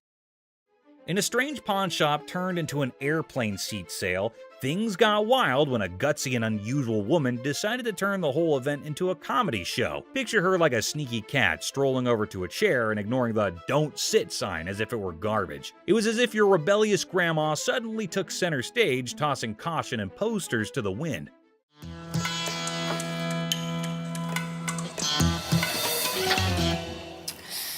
Then in comes the lady running the shop, armed with politeness and a simple request for the lady to give up the seat. Little did she know she was about to get into a funny showdown with our cool and calm customer. The woman, looking super confident and mischievous, said, "Just let me be," treating the chair like her personal throne. Okay, these are for sale. We don't have like a trial and error. Okay, well, I'm not trying to buy them. I'm just trying to try them out. As if that was not funny enough, the secret guards jumped into the blend. The shopkeeper, determined to bring order back, tried nicely to get the bold woman out of her comfy spot. But our fearless main character was not having it, bravely declaring, "You cannot make me move." And what you can do is leave me the alone. Okay. Yeah. Then comes the guard trying to lift her off the seat. Suddenly, there's a big scene. The woman, now a pro at making a show, indicted the guard of bothering her and indeed threw in the surprise of claiming it was sexual harassment. The pawn shop turned into a stage for a solo performance, with our main character making up the script on the spot. No, thank you. You No, you can get your hand off. Get your hands off of me. Get your hands off. But the comedy did not stop there. Wanting to leave with a bang, our leading lady dramatically fell to the bottom, blaming the confused guard for pushing her. The shop, once a place for buying and selling, turned into a theater for a funny play where reality and silliness conflicted in the most hilarious way. Girl, You pushed me. What? I didn't touch. Did I touch you? And just like that, the woman in the pawn shop left everyone. Guard, shopkeeper, and onlookers scratching their heads, wondering if they had just witnessed the craziest pawn shop show ever. I'm not going anywhere. Do whatever you want. And we can have a staring contest. Joe Sofa Saga. In a pawn shop full of weird and wonderful things, accompanying the hidden surprises. So inexpensive, right? Really? Yeah. I gotta tell you, man, that's nasty. Serious face, he said, "I'm pretty sure my shoes are cleaner than this thing." He even tried to make a deal, $200 for the not-so-great couch. Comic pawn shop confrontation. Okay, a man is coming towards the shop. Wait, what? Is he coming to have something from the pawn shop? The man asking about her daughter means how creepy it is. Hello, I need to pick up some stuff for my daughter. Is it in pawn? Yes, ma'am. Laughter begins. Everyone around is intrigued to know what had happened to this man. Oh, another man entered into the argument. Let's see what would happen. Man accusing the shop owners of stealing. How crazy this man is, constantly accusing them of being thieves. No, I want the stuff. Yeah, but without the ticket, we can't give it to you. The man is constantly infuriating them and sees he has come out the carbon. Who knows what will be the end of this nonsense fight? Oh, they're about to have the piercing argument. I'm here, I want the stuff now. And what's he gonna do? The man called the guard to throw him out, but see, the man is not in control. He is constantly arguing and challenging them without knowing the fact of the danger he's really in. Oh God, he's challenging the massive guard! The guard stopped him and said, "Don't touch me," but the man was not understanding. Hey, I ain't scared of him! Is he serious? Calling his death to come earlier. The guard, in his fur, sent the man out. The really funny moment for all because the stupid man and his arguments really put him into account. Hey, you can't get. Hey, I want my stuff. I tell you what, big boy. Hey. Battle for sanity. Well, folks, take a look at the pawn shop's front yard. It's like a bustling highway out there. The crowd has formed a lane longer than my grandma's stories. And guess what? The sanity levels are off the charts. It's like a contest for who can stay the sanest. Now, hold your horses because here comes the geniuses. These folks are more interested in the pawn shop than a cat in a laser light show. Well, he's from California. Look at all these idiots. They've gathered like it's the grand opening of the Pawn Shop Olympics. What's the big attraction, you ask? Maybe they're expecting a magic show, or perhaps the pawn shop secretly giving away free wisdom. Or, here's a wild thought, they're gearing up for a full-scale aggression mission against the poor souls inside. Watch out, world, we've got a pawn shop revolution on our hands. Stay tuned and remember, in the pawn shop chaos, sanity reigns supreme. Good luck, brave souls. That's not. Clueless heist hijinks. Well, howdy there, folks. We've got a Lone Ranger in the pawn shop, sipping on his secret drink like he's the king of mystery. Little does he know, he's the star of a hidden camera show. Talk about being clueless and camera shy. Hold your horses. Looks like our man might be plotting some grand heist, doing his best Sherlock impression. He's scouting the joint, probably trying to find the perfect spot for his not-so-genius plan. But wait, he's still in the game. What on earth is he searching for in the pawn shop? Maybe lost treasure for his car keys? The suspense is killing me. Oh dear, he's now at the other counter. This fella is like a headless chicken wandering around without a purpose. Somebody give him a map or a snack at least. Buckle up, folks. Our wannabe detective just upgraded to a full-blown thief.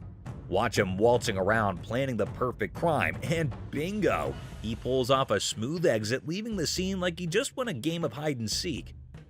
Hold your belly laughs, our genius thief is back on camera, sneakily hiding his loot in his trousers. Smooth moves, my friend, smooth moves. And there he goes, strolling out of the pawn shop like he's won the lottery. Thinks he's the mastermind of the century, leaving behind a trail of stolen goods and a whole lot of laughs. What a character. Antique computers. Have a good day. You ready? Wonderful. Thank you so much. You too. Two tech-savvy grandpas strut into a pawn shop, seeking a fortune for antique computers. Instead, they're hit with a vintage rejection. Bastards, you can't give me a dime for... Oh, man! When one grandpa clumsily breaks a computer, he pulls a move straight from the sitcom handbook. Accidental comedy at its finest. They could have that! Put it in the... Oops, one grandpa accidentally smashes a computer, blaming the seller. He theatrically tosses it toward the dumpster, thinking it's a mic drop moment. The seller, the true comedy connoisseur, chuckles at the failed dramatic exit.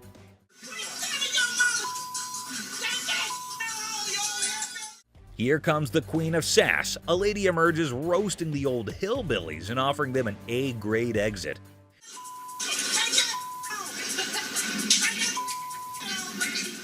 She declares her reign over Detroit toughness and leaves them pondering a future career in comedy security.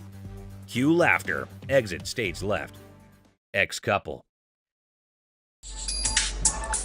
Hello. Hi, how are you? I'm good. How are you? I'm fine. I'm actually looking to pawn these 2 watches. In a pawn shop, a young couple walked in to sell 2 watches. Ashley, the shop owner, greeted them. You guys dating, married? Was engaged, but not anymore. When she asked about their relationship, the boy explained they used to be engaged, but are now exes because both of them cheated on each other. Okay, so you want to sell them, correct? Yes. And how much were you looking for? Despite their turbulent exchange, Ashley inquired about the watch's value. This one I am not interested in because we don't take this brand. It's gonna take that brand. Ashley noticed the watch's flaws, and when the girl mentioned a particular brand, the boy claimed it was fake. You are more than welcome, to leave that here and we can send it out to get the crystal replaced. As Ashley attempted to facilitate the watch sale, the ex-couple's argument escalated. We ain't got all day. No, you weren't. Shut up. The situation took an unexpected turn. You never had no life before me. I won't. You never had no life before me. Girl slapped the boy, turning the pawn shop into a battleground of emotions. Had no life before me. Let's go. Let me go. Let's go. Let me go. The situation escalated post-slap as the boy, fueled by anger, forcefully dragged the girl outside. I walk outside and the lady comes back for her watches. I wish you luck. Ashley returned the watches to girl by going toward them and wishes them good luck. Shark costume.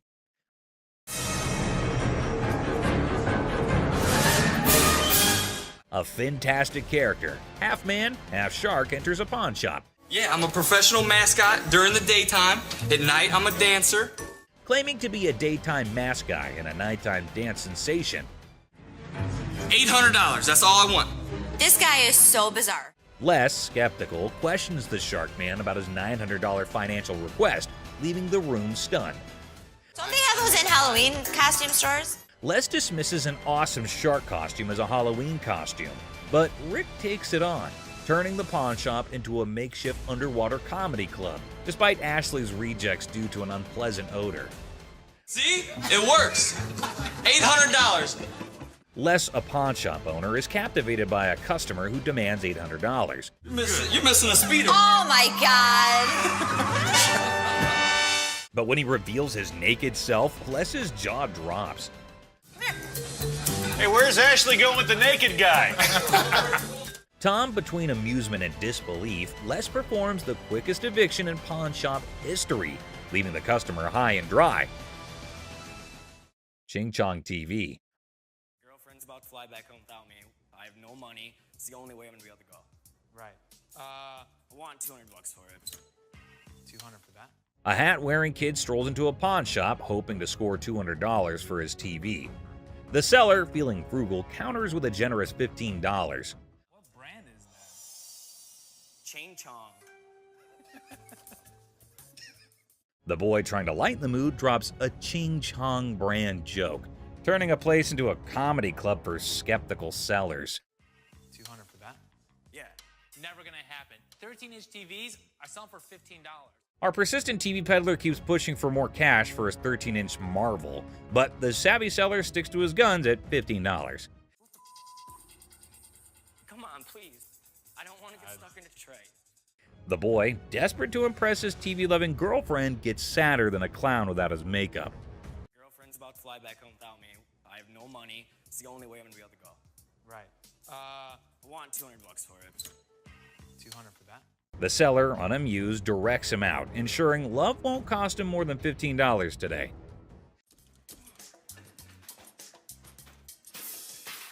In a fit of frustration, our TV tosser storms out, giving the shop a kicking and throwing his TV into a dumpster like it's a basketball shot gone wrong.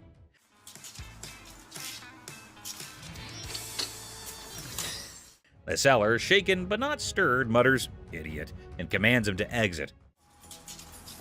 You're gonna make me leave? Pretty much. Get the f out of here. Get off my property. Asserting his control over the TV-tossing theatrics. It's a dumpster-diving comedy masterpiece in 3 acts. Brain, not brawn. I got a loan on my wife's ring.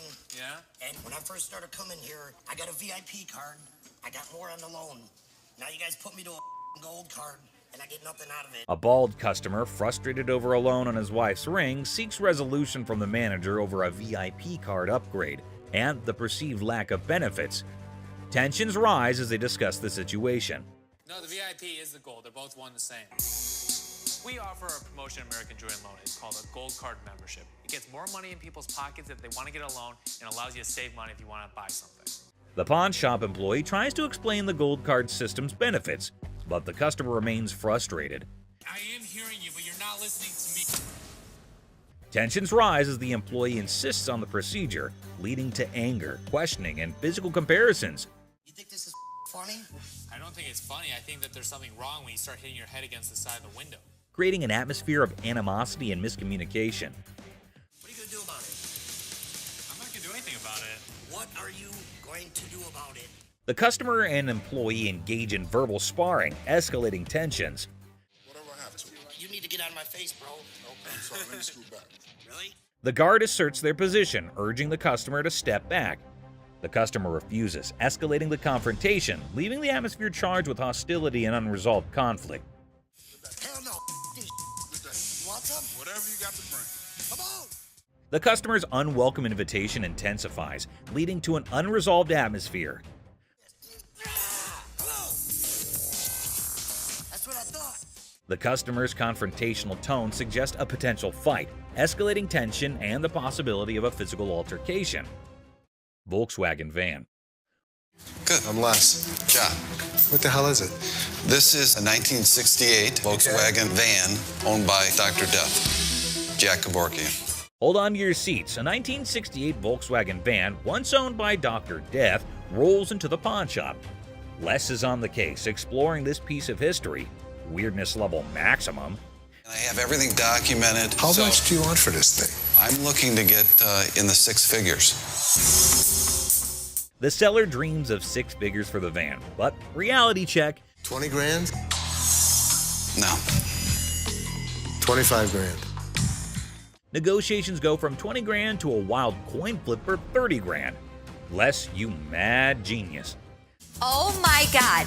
My dad's gonna leave everything to chance on a $20,000 coin flip? What are you doing? Seth and Ashley can't believe Les's coin flip antics. He's risking 20 grand just for a chance at 30 grand.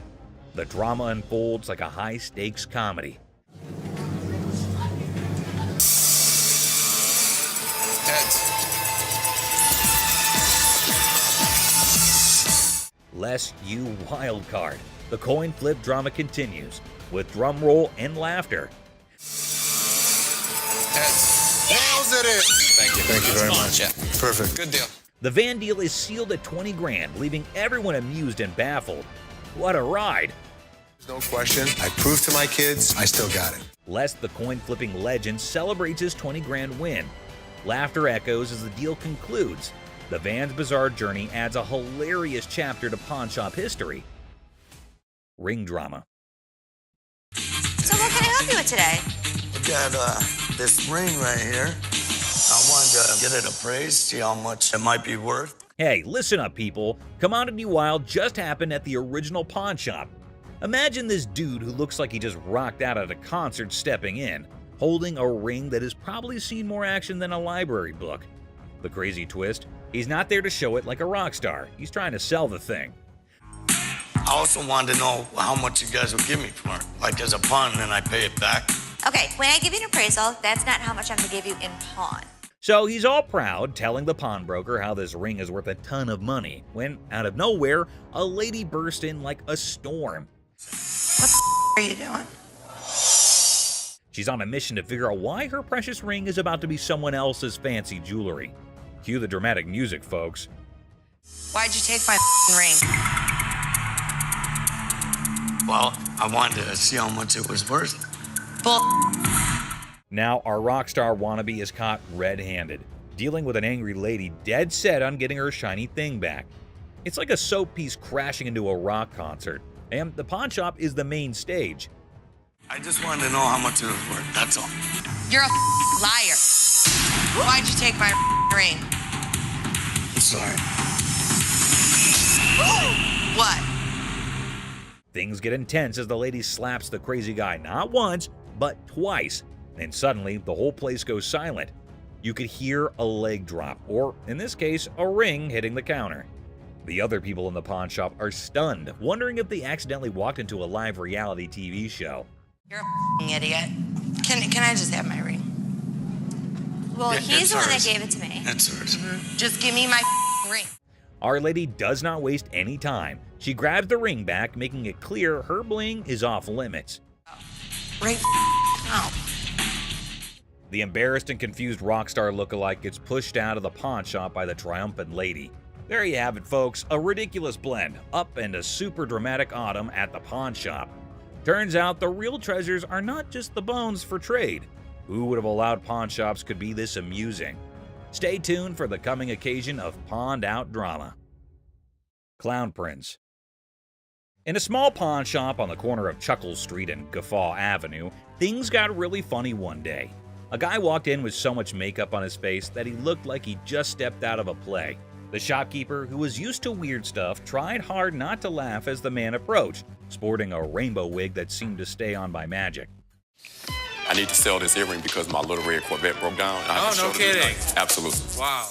The man, looking mischievous, whipped out a fancy earring from his pocket and showed it off with a big dramatic gesture. The shopkeeper, holding back a laugh, checked out the earring like it was some royal treasure. You know who I am, right? No. Who are you? You don't know who I am.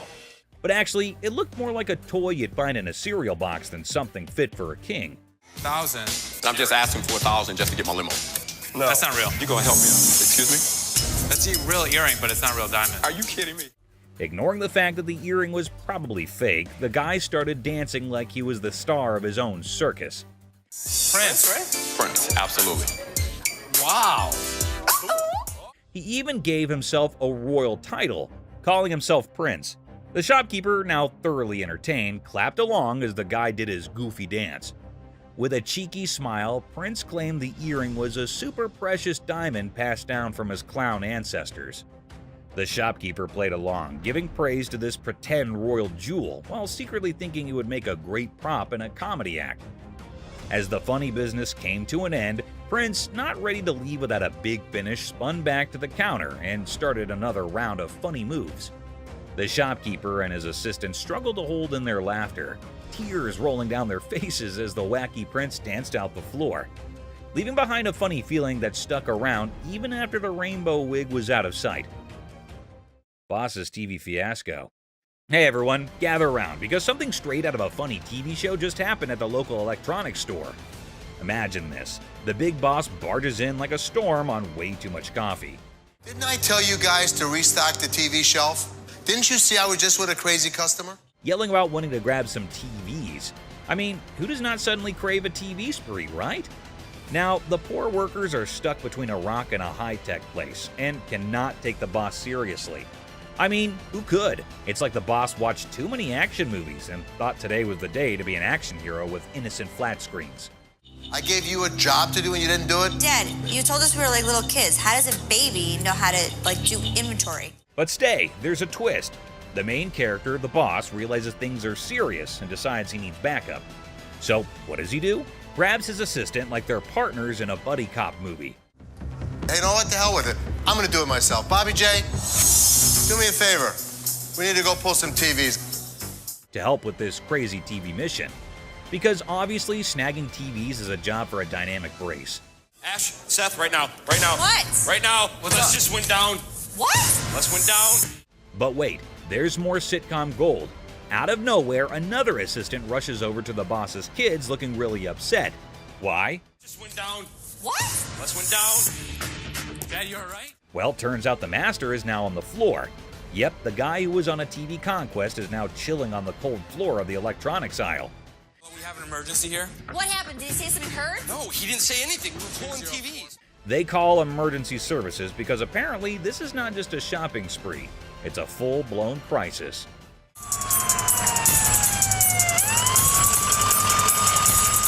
And then comes the ambulance. The daughter dramatically points at the approaching rescue vehicle, as if it's the hero cavalry coming to save the day. My dad's always been the strongest person I know, and right now he's completely helpless. I can nearly hear the wacky sitcom music playing in the background. It's so crazy, snaggletooth, and, well, just another day in the unpredictable sitcom that's real life. Stay tuned for the coming episode. People more adventurous with the boss and his search for TVs are coming your way. Crazy store comedy. What's up, Grandpa? Where's your costume at? There. Corey, that's not a costume. In a super silly store, there's this hilarious pair that could out-funny any comedy show. Watch this, an old grandpa wearing a hat that is seen way too many times, with a black band covering one eye. Right beside him is his son, with a hairband that seems to have its own crazy magnetic pull. A mix of colors that should not make sense on air.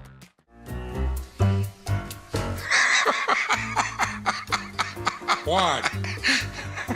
So, a regular customer walks in thinking they're just here for a normal shopping trip.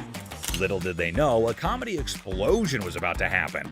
The first person they notice is the son, and they burst into laughter. "What on earth are you trying to be?" they ask, still giggling from the unexpected fun. What are you supposed to be? It's obvious I'm Justin Bieber, America's heartthrob. With a serious face, the son proudly says, "I'm claiming to be Justin Bieber, the American singing sensation." The secret? It's all in the hair. The customer laughs even more, realizing these two are a riot. Roy Rogers? I'm Rooster Cogburn from True Grit. But the real comedy star is Grandpa, strutting around like a rooster king. Feathery hat, confident crowing, he is turning heads. The customer, almost out of breath from laughing, asks, "What is your grandpa pretending to be?" Slightly holding back laughter, the son answers, "He is the legendary Rooster Kern. Shows up once in a lifetime to make people laugh." Go yourself. Antoine, what are you supposed to be? The world's biggest baby. Just when effects seem crazy enough, another character appears, a guy dressed like the world's biggest baby. The customer, nearly crying from horse laugh, realizes they have hit the jackpot of comedy. In this shop of customer craziness, laughter is the currency. These funny characters are the kings of comedy, making everyone laugh and showing that occasionally the best service is the one that comes with a big dose of funny. Pawn Shop Riddles.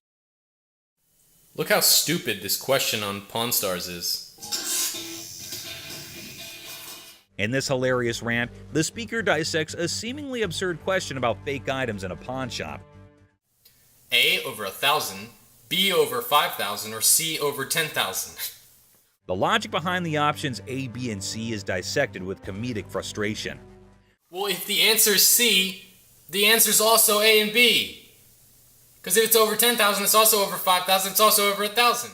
The speaker expresses disdain for the question, claiming that if the answer is C, then A and B are also correct. I mean, most of the shit that comes into the pawn shop has got to be fake. They've been in business for years and years and years. The absurdity of the question and the presumed obviousness of the answer are highlighted. God, what a stupid question. The speaker ridicules the question's simplicity, asserting that there's no way to get it wrong. The tone is sarcastic as they emphasize the lack of challenge in the question. Anticipation builds as the speaker eagerly awaits the genius-revealed answer. The expectation is set for a straightforward solution to the seemingly senseless question. The speaker's reaction is a mix of frustration and amusement as the answer confirms the over 10,000 scenario. The comedic exasperation with the question's lack of complexity is evident. That's all for our video. We hope you liked it. Please comment, like, and subscribe. Don't forget to hit the notification bell for more videos like this. Share it with your family and friends. See you next time.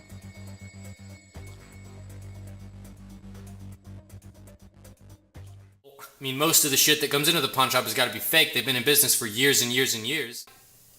God, what a stupid question.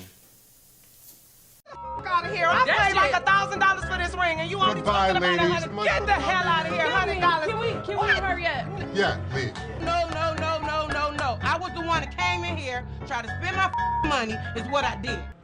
You want to see crazy? I'll show you crazy.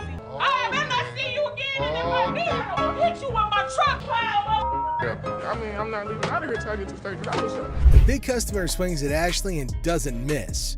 A man flips out about his missing game system. The customer starts to throw stuff when told no. The female customer turns hostile when a laptop pawn goes horribly wrong. An angry wife wants her wedding ring back. A woman flips out because her ring was sold. A customer tries to eat her cake and have it too. Some customers are just out there. So today, we're gonna look at some of the crudest customers ever to come to the store. Hey, don't walk past me no more. I've been standing here forever trying to get somebody to help me. Why don't you come? Hey, I know you hear me. No. You know what? Give me a manager or something. A customer isn't happy with the services and is more than happy to trumpet her grievances. Hi. You a manager? Hi, I'm Ashley. You need some better help up in here. I've been standing here going on almost 2 hours. And here it is, ain't no point to it. Screaming really loud. So let me see your receipt. Here's my receipt. Look. Because excuse me, nothing. You need to leave. You need to walk your back out the door. No. The lady gets her wish for a manager fulfilled. What? You know what? Don't try to walk me off. What? Yeah, I ain't one to look. This lady was a hot ball of a mess. Bunch of stuff. dang on place. Just I'm the good witch. Y'all about to see the bad witch. This is against not only store policy, but also the law, and Ashley sends the woman home the same way she came in, angry. I want my I paid for my to get back, not nobody else. I don't want nobody. I want my The problem is we still haven't found it. Let me be honest with you. We don't have it in the store right now. How is it not in the store? I don't have the faintest idea. Apparently, he's not very happy with the gaming. Give him my money back. So let's come over here. Let's write him up. Come right over here and we'll take care of you. The customer has had his item in pawn, but it's gone when he tries redeeming it.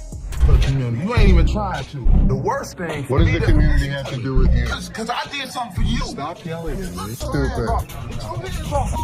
Get your hands off. Get my. Don't be stupid. So what does that mean? It means what I said. You a man, I'm a man. Don't be You stupid. a man, you don't be stupid. I don't give a No, he's just being an ass about it. him. You. When Les intervenes, things seem to settle down, but the customer gets way too comfortable. Now, sir, calm down.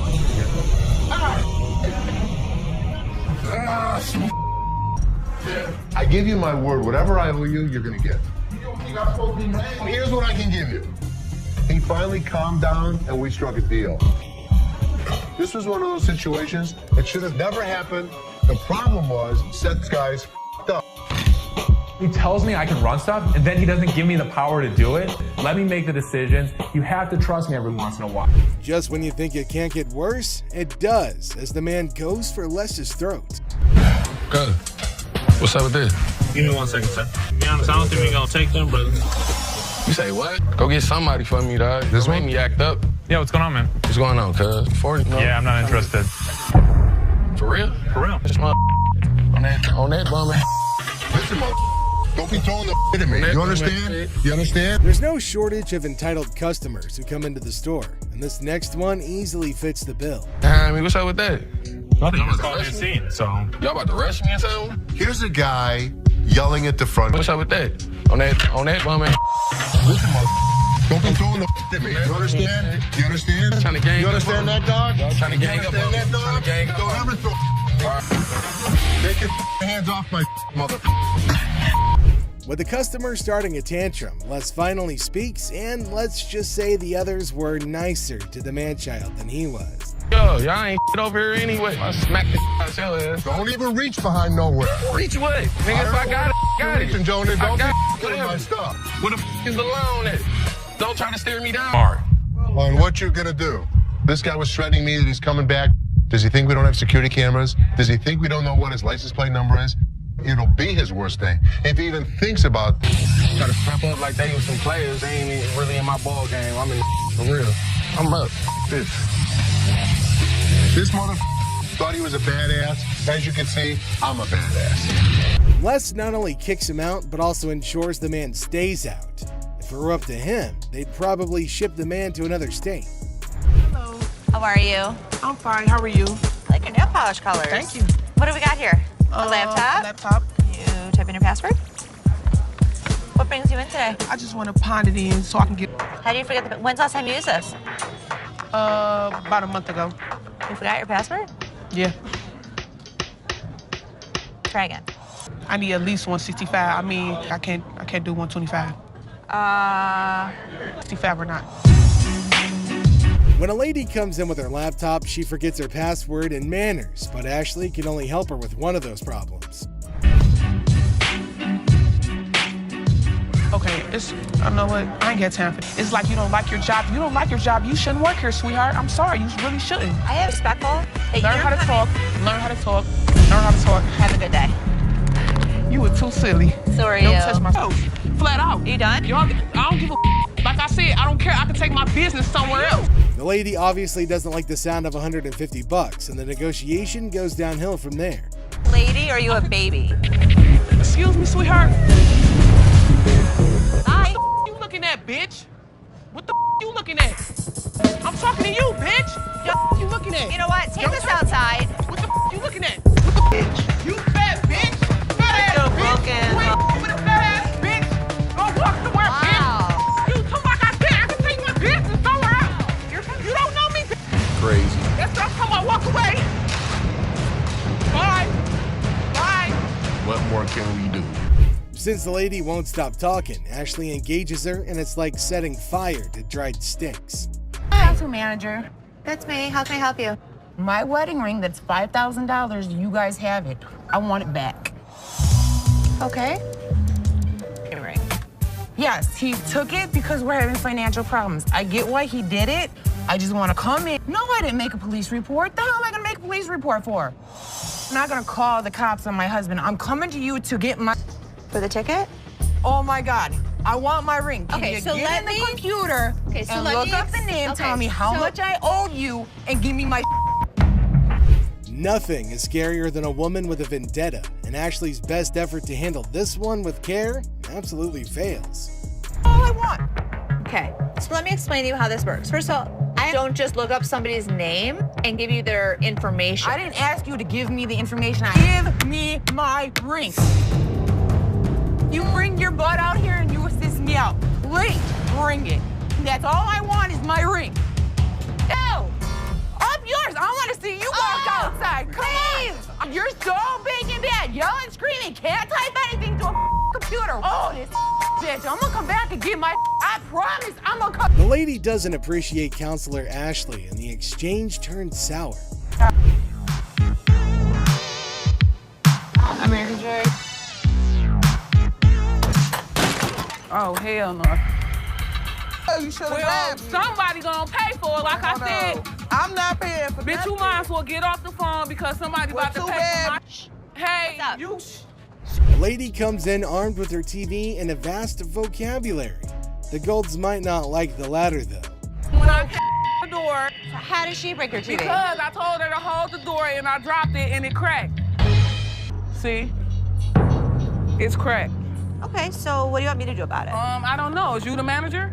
Yeah, so maybe You you the want to... manager, but you ain't act... I don't know what this lady was all about, but how dare you come in my store and make a huge scene? Don't trust me. What is you gonna do? Bitch, you gonna say Don't act stupid. The ladies might come to blows, and Ashley steps in to keep that from happening. You is the type that will get smacked. Really? Really. Try it. Y'all got me up. You have Go get 1 my minute TV. to get your out of her phone. Bitch. Ratchet ass. Don't trip. What's up, bitch, and fix your makeup. Don't trip. Bitches, you go. Whoa. Hit yourself in the head. Yeah, this what I would have did to you if you would have came close. I did. The woman does not like being evicted and transfers her anger to Ashley, but she isn't the first sassy customer the staff's gonna handle.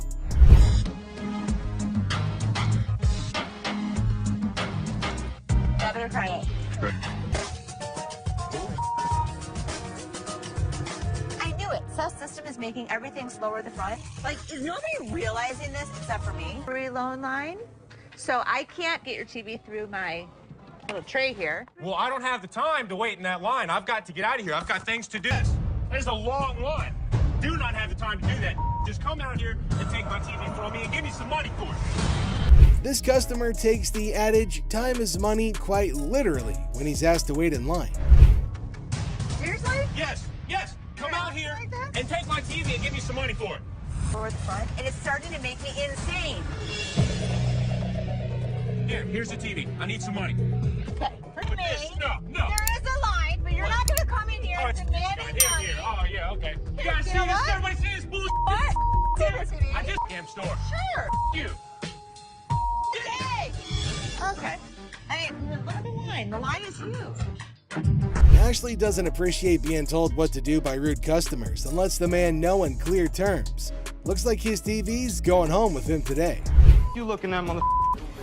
Get the off me. Hey, what the you look? I need my $20. $100.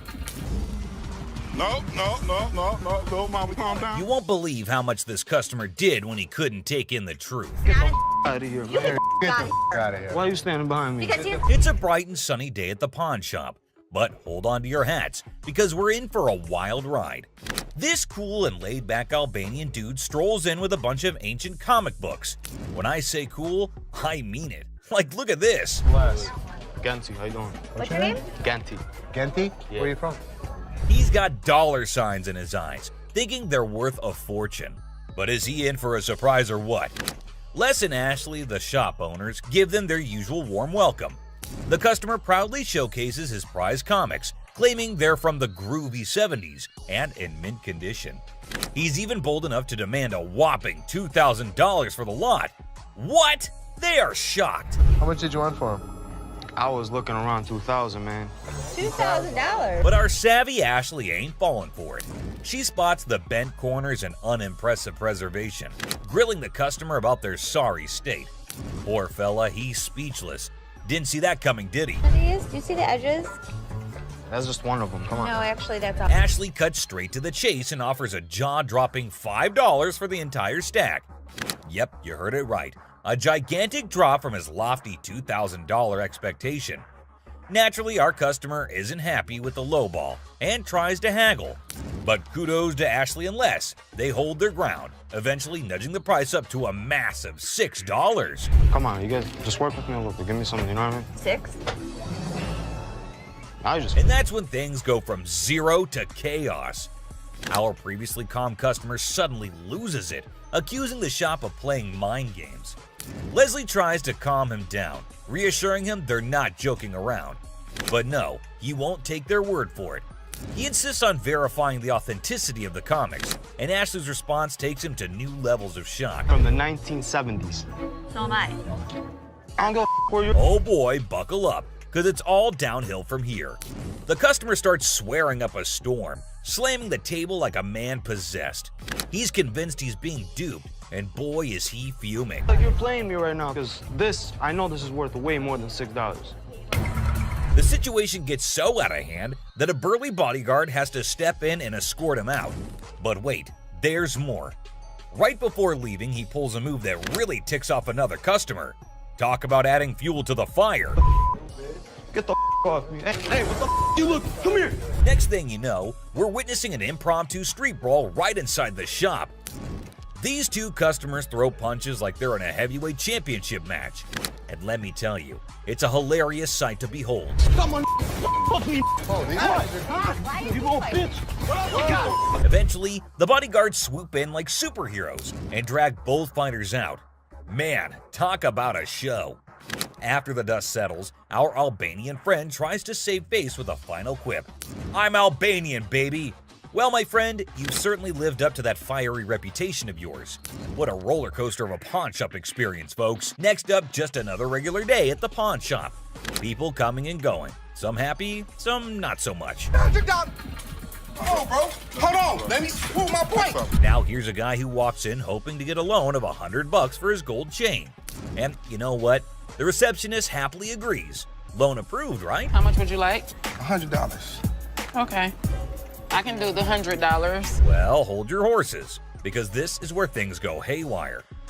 This customer seems all polite and even hands over his ID for verification. But then he brings up this 20% business, as it's written on the sign right there. The receptionist is completely lost, and the customer starts explaining how he should get 20% added to the $100 loan, making it $120. Put my 20%, right? What 20%, sir? The sign right here say I get 20%. But the poor receptionist has no clue what he's talking about. Politeness goes out the window, folks. The man's anger instantly flares up when he realizes the receptionist is clueless. He asks her if she's ever seen the sign in her life, and boy does he point it out right in front of the shop. Talk about intense. Sir, I don't know what you're talking about. Is you serious? Yes, sir. Ma'am, you ain't never seen the sign? Now, this angry customer won't let it go. His voice keeps getting louder, drawing everyone's attention in the shop. I'm supposed to get 20%. You said you gonna give me 100. I get 20% of 100. We see as the bodyguard's on alert, and even Seth, the boss, steps out of his office to see what the commotion is all about. The man keeps angrily repeating that he's supposed to get that 20% with $100. When the receptionist refuses to budge, he demands to see the manager. Seth steps up and asks the customer to read the sign again. He patiently explains what it actually means. At another pawn shop, bring me in the ticket, and when you take it out of that pawn shop, I'll give you 20. But does our furious customer listen? No way. He's sticking to his guns, dead set on his demands. He even goes back and snatches the sign to show it to the receptionist and Seth. You can practically feel the tension, folks. If Seth wasn't behind that glass, this guy might have thrown a punch. Clearly, he's not thinking straight.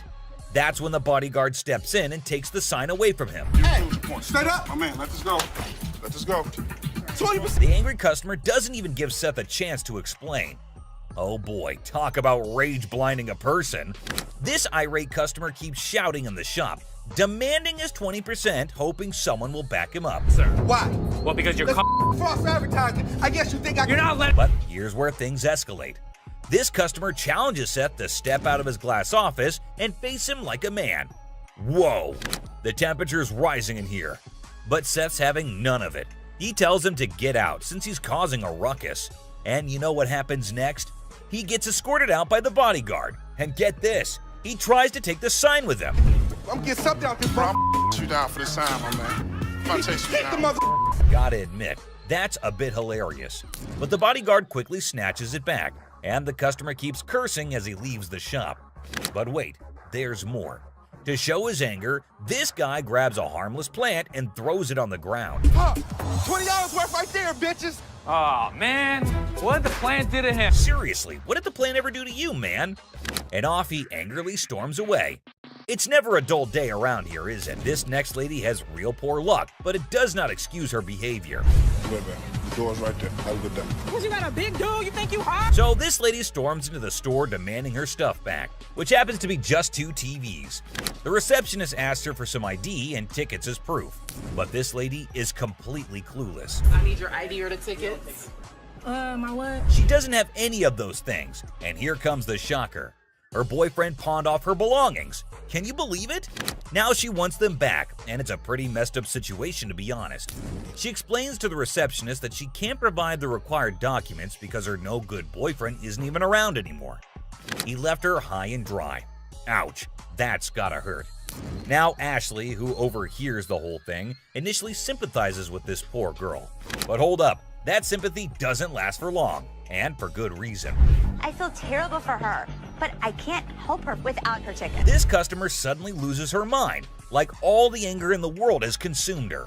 And guess what she does next? Brace yourselves, people. She starts yelling and banging on the glass window, demanding her precious TV.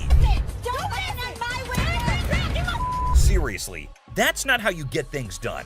Even if someone is trying to help you, no one will tolerate that kind of behavior. Ashley, understandably furious, tells her to back off. The situation gets so heated that Ashley has to step out of the room to confront this unruly customer. And guess what? This lady has the audacity to threaten Ashley. Well, Ashley isn't one to back down, so she tells her to get the heck out of the shop. This customer is beyond crazy, I tell you. It seems like she had a truckload of problems even before she set foot in the store. What? I dare you. Now, the bodyguard steps in to escort her out, but oh boy, this girl goes on a rampage. She knocks over everything in her path, completely enraged. Come on, girl, you seriously need to chill out. Bye! I scared to leave. Finally, they manage to get her out of the shop, but you won't believe what happens next. Unlike the previous guy who threw a plant, this woman tries not once, not twice, but 3 freaking times to break back into the store. I mean, seriously, woman, get a grip on yourself. This is just embarrassing for everyone involved. But damn it, we're not your local psychologist neither. Even the bodyguard has had enough at this point, and he can only imagine what kind of crazy exchange must have taken place. Man, oh man, what a wild scene that must have been. This next guy is the most polite guy you'll see, but things take an interesting turn. I'm trying to help you solve your issue. What you mean? Well, folks, let me tell you about this wild encounter that went down, starting with a seemingly innocent greeting. Hey, how are you? I'm good, how are you? Well, actually, I'm not doing so good. Little did anyone know, trouble was brewing. You see, this poor customer was feeling down because his dear grandma had passed away. He needed to sell something urgently to scrape together enough cash to cover his rent. Now that's a tough spot to be in, right? Enter Ashley, a real gem of a person. She genuinely empathized with this guy and offered a helping hand. So the dude decides to sell his late grandma's ring, thinking it's made of real gold and worth a fortune. Ashley, being the responsible gal she is, takes a good look at the ring to verify its authenticity. And guess what? It's not the real deal, folks. It's as fake as a knockoff Rolex. $300. Okay. Do you have anything? Naturally, Ashley breaks the news to the guy and asks if he's got anything else to pawn instead. But this fella, he ain't buying it. He's convinced that Ashley's got it all wrong, and he wasted his precious time chatting with her. Well, hold your horses, buddy. Ashley calmly reassures him that his time wasn't wasted and suggested he could pawn his TV instead. But oh boy, this suggestion hit a nerve. He starts acting all weird and uncooperative, throwing a tantrum. TV. You can pawn your TV. What the I look like? Now, here's where things get intense. Ashley's just trying her darn best to help this guy out, but he's not having it. He demands his ring back and starts searching for someone else to deal with. I'm trying to do whatever I can to help him. It's not making no sense. And when Ashley tries to explain that she's simply doing her job to lend a hand, it's like a switch flip inside this guy's head. He goes ballistic, questioning Ashley's every move and acting all erratic. It's honestly a bit scary, folks. Believe it or not, this fella has the audacity to tell Ashley to lower her voice, even though he's the one causing all the ruckus. Talk about pushing boundaries. He even has the nerve to put his hand on her face trying to belittle her. And get this, he's not even listening. Lower your voice. Don't Lower your tell voice. me Lower what your to do. voice. Don't Lower your push your- voice. He's busy with his threats, making Ashley's job even harder. But our girl Ashley, bless her heart, stands her ground like a champ. But wait for it, folks. Here comes the jaw-dropping twist. Out of nowhere, a hero emerges. My face. Lower your Don't voice. put your You got finger me. in my face. No, you got me. Bam! This mysterious stranger slams our angry customer to the ground WWE style. Can you believe it? And that's not all, folks. This hero then grabs the unruly fella and drags him out of the place. Because guess what? The dude still won't quit. On the ground. On the ground. On the ground, mother. He keeps up with his nonsense, making threats and vowing to return for more. Seriously, what on earth did Ashley ever do to deserve this kind of treatment? It's downright mind-boggling, folks. Well, the last person on this list is no less than any other irrational person than earlier. If the item was worth the money, I would give her money, but he was a loudmouth. It's just another ordinary day at the shop when this woman walks in, hoping to make some quick cash by selling her jewelry. Pretty common scenario, right? How you doing? I'm good. Trying to find this here. Well, here's the twist. It's also quite common for people to claim that their jewelry is real, when in fact, it's not. But it all depends on how they react when they find out the truth. Now, this particular woman already seems a bit agitated as she approaches the counter to sell her rose gold earrings. Les, the shopkeeper, takes a look at the earrings and bluntly informs her that the color is not real. Surprise, surprise. I can feel you. Okay, so what's up? They're not real. The woman didn't see that coming. Les goes on to explain why the color is faded, indicating that the earrings are not made of real gold. Now, you'd expect her to accept the reality and move on, right? Nope, not this lady. Instead, she comes up with a lame response like, well, duh, that's because it's rose gold. Seriously? I mean, it's common knowledge that when the color starts fading on real gold, it's a clear sign that it's not genuine. But this woman insists it's two-tone rose gold, while Les insists it's just some base metal. They were just base metal. It's not gold. Base metal is going to turn colors when you put chemicals on it. Come on, lady, listen to the expert here instead of getting all rude. The fact is, base metal changes colors, not real gold.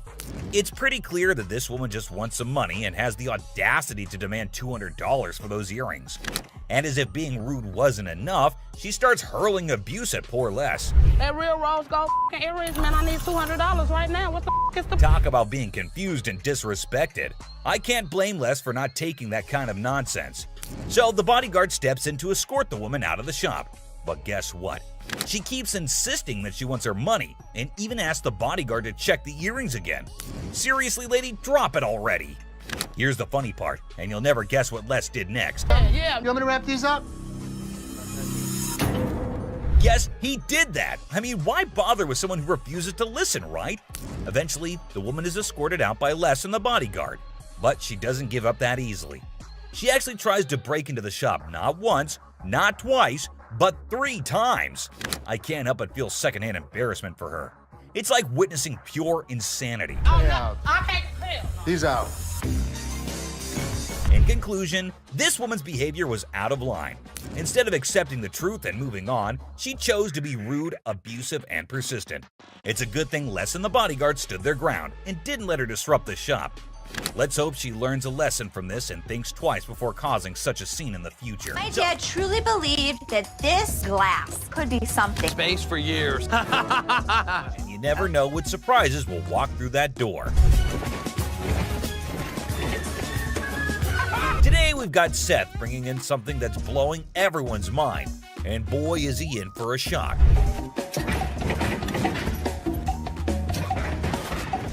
Our friend Penny rolls in with a rare 83 T-top Cutlass, lowrider frames, and a fully customized beauty. Whoa, whoa, whoa! This is the stuff dreams are made of. These babies are like finding a needle in a haystack these days, and you can see Seth's eyes light up with excitement. Easy there, Seth, don't get too carried away. We see all types of old cars come through the store. Does it do the four-wheel hop? It could if you wanted it to. This amazing car is decked out with 4 switches and can hop up to 72 inches in the front. And guess what? If you're up for it, it can even do a 4-wheel hop. Talk about a versatile ride. If you wanted it to, it's equipped to. But it's very rare we see a tricked-out car that actually jumps off the ground. This car is the real deal, folks. It's got all the bells and whistles you could imagine. How often do you come across a fully equipped ride like this? Seth can't help but admit that it's incredibly rare to see a car that's not only fully customized, but can also jump off the ground.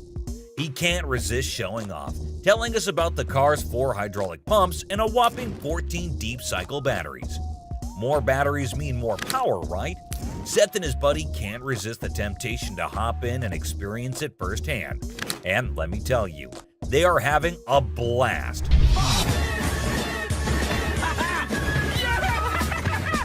Now, Seth really wants this car, but he wants it at the right price. Penny, on the other hand, is hoping to fetch $12,000 for it. Will Seth bite the bullet and make the deal? Well, here's the twist. How about $4,000? Seth is only willing to dish out $4,000 for it. Whoa, talk about a huge drop. You can see the disappointment on Penny's face. He explains that he spent $4,000 just on the paint job alone. After some negotiation, Penny agrees to settle for $10,000. But Seth tries to push it further, offering $7,000. You know he wants it. It's very rare we see a tricked-out car that actually jumps off the ground. Penny, being the wise guy he is, doesn't take the deal. In the end, they part ways on good terms. Well, folks, let's hope Penny finds another buyer who's willing to meet his price for this fully customized car. It's always a thrill to see unique items like this in the pawn shop. And who knows what will come through those doors next. Stay tuned for more pawn shop adventures. But here comes another gem-filled day at Les's Pawn Shop. Who knows what other surprises await us in the future? Stay tuned, folks, because the adventure at Les's Pawn Shop is far from over. Hold on to your seats because this next guy is about to unleash some of the rarest goodies on the market. 5, 6. Brace yourselves, space geeks, because this is gonna blow your mind. So this guy rolls up with a bunch of crates, and let me tell you, the anticipation is real. Got a couple things. I have some Star Trek things, and I also have things from NASA. He's got some seriously cool stuff from the Star Trek universe, and even NASA. I mean, come on, that's pretty awesome. It's clear that this dude is a space enthusiast through and through, and his collection is off the charts. Honestly, it's a total flex. Like, seriously, you gotta take a look at this thing. This is all the kind of stuff that you're into. Now, here's the kicker. Ashley confesses that she and her brother aren't exactly die-hard Star Trek fans. But guess what? Every time they get anything Star Trek related in their shop, it flies off the shelves. I'm not a Trekkie girl, my brother's not a Trekkie guy, but when we get Star Trek stuff in here, it flies off. Talk about a lucky break, huh? This guy managed to gather all these valuable items from various Star Trek conventions across the country, thanks to his gig as a truck driver. Talk about dedication to the cause. But wait, it gets even better. He pulls out this kit from Paramount Studios, which is a seriously impressive piece in his collection. To give to radio station to run ads for the show. And it's an authentic set that was sent to a TV executive when Deep Space Nine first hit the screens. Now that's some next level stuff right there. You can't help but appreciate the sheer coolness of it all. Here's the catch though. All this awesomeness comes at a price, and Seth, our shop owner, is taken aback by the asking price. This was $1,000? Yes. Wow. $1,000? Yes. Why? Why is that so Because much? it's custom built and it all lights up and works. The guy wants a whopping $1,200 for everything, unless ever the savvy negotiator tries to bring it down to $700. It seems like a stalemate, but fear not, because Ashley steps in with her clever thinking. After some intense back and forth, Ashley manages to strike a deal. $7,800. She works her magic and secures all these incredible items for just $800. Can you believe it? Talk about a happy ending. Everyone walks away satisfied. The customer gets a fair price, and our shop owners have some killer new additions to their inventory. Who knew that a truck driver with a passion for Star Trek could bring so much excitement to our little shop? It just goes to show you never know what surprises are waiting around the corner. I kid you not. This next guy just pulled up with a true gem. Checker taxi cab. I don't know about the original miles. Meter still. Can you even fathom it? It's none other than a 1982 checkered cab. Whoa, now that's what I call antique. Take a gander at this beauty.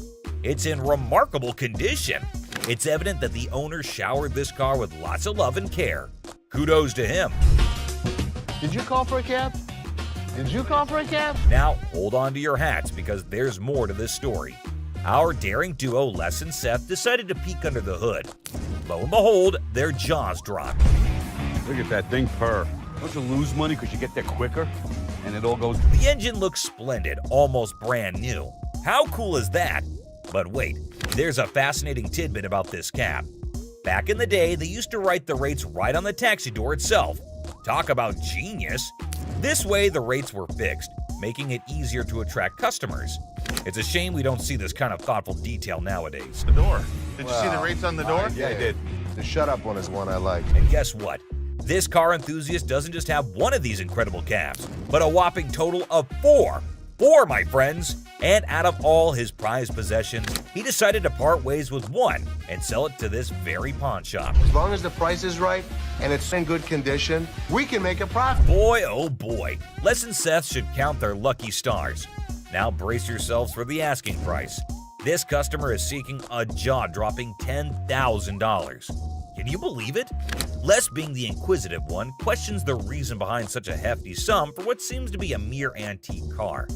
Sensibly, Seth suggests that the customer take the car for a spin, just to ensure everything is running smoothly. Perhaps then they'll be able to negotiate a fair price.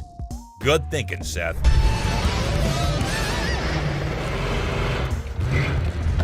Les, ever the insightful one, recognizes that this is not just any ordinary car. It's a masterpiece, a truly unique item. Plus, considering its excellent condition, they can actually turn a profit from it. However, much to their disappointment, the customer refuses to budge below $8,500. Sadly, no deal can be made today. Nonetheless, Les wishes him luck, and we join him in hoping that the right buyer comes along for this exceptional ride. Fingers crossed, and walked away from the deal. But wait, there's more. You think Les will let him walk away like this? Les has something up his sleeve, and he does this. Well, after mulling it over, the customer finally caved in and agreed to Les's offer. That's the kind of influence Les has, folks. Somehow, people just can't resist his charm. Now, with everyone on the same page, they can all happily move forward. It's smooth sailing from here on out. Jack, get the out of here. Yeah, I know you're gonna get your hands off. Really? She ain't by herself, my man. I'm sure you're curious about what happened, so let's not waste any time and jump right into it.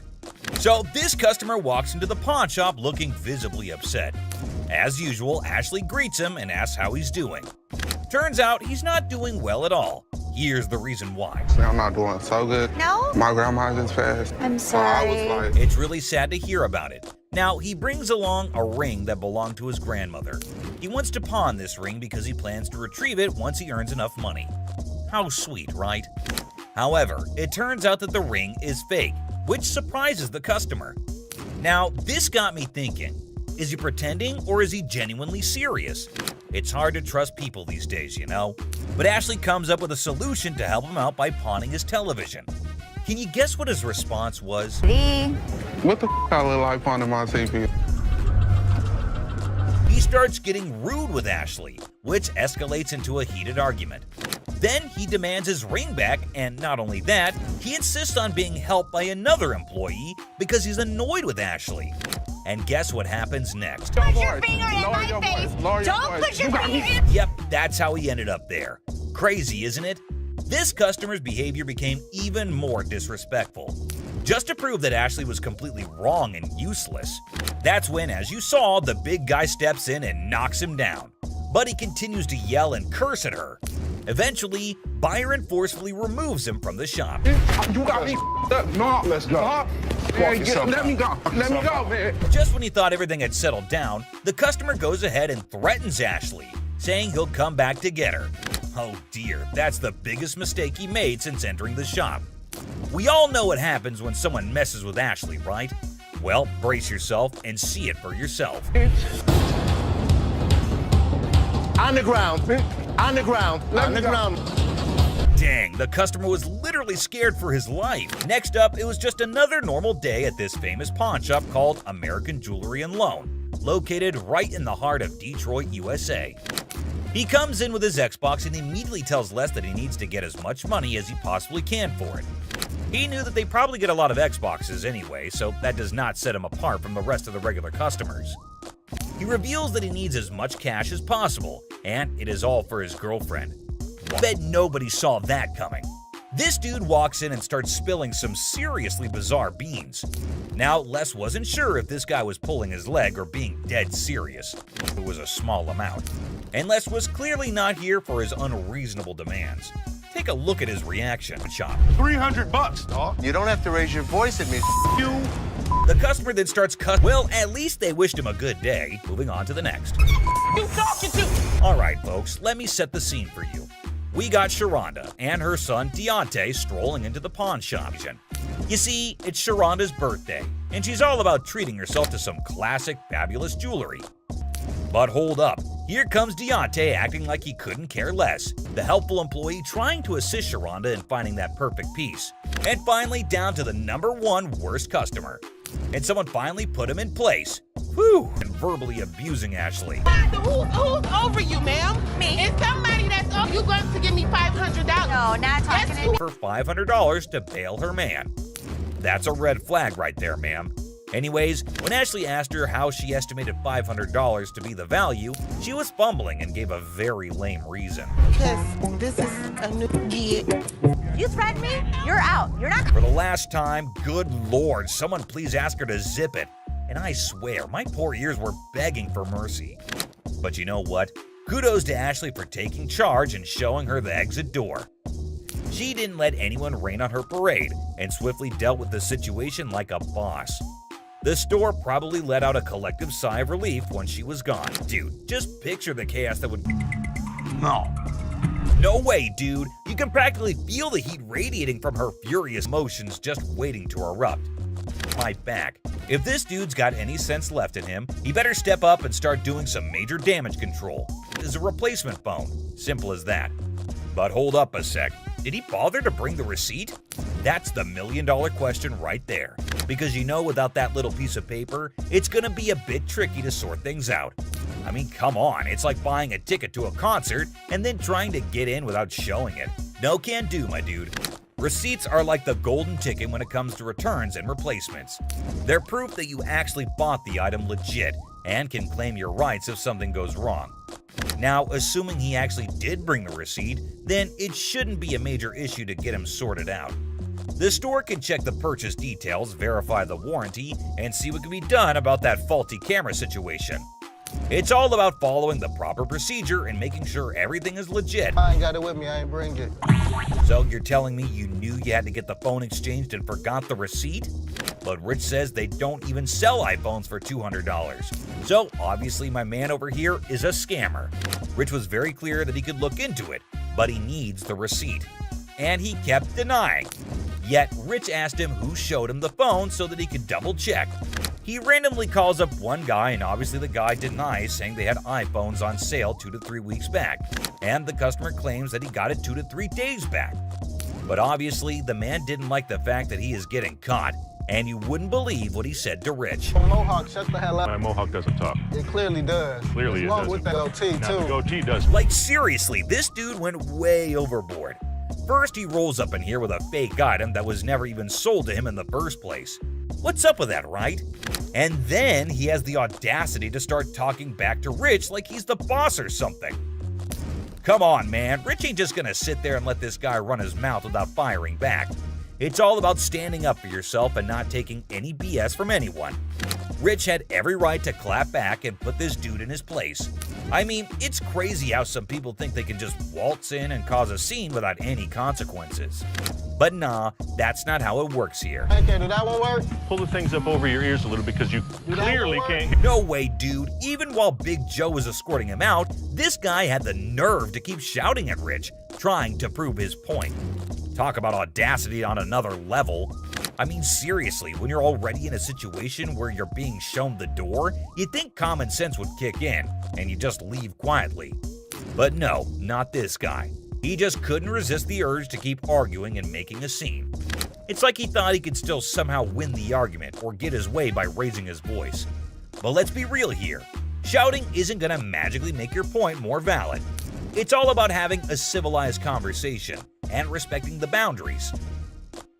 But man, I can only imagine the frustration and annoyance Rich must have felt having to bear all that unnecessary noise. Send me a picture of the receipt from your phone. Damn, my man Rich definitely got that one stitch on his head for a long, long time. You better be lucky I can't beat your man. Today, a real gem walked through those doors. This guy, I kid you not, strolls in without a single thing in his hands.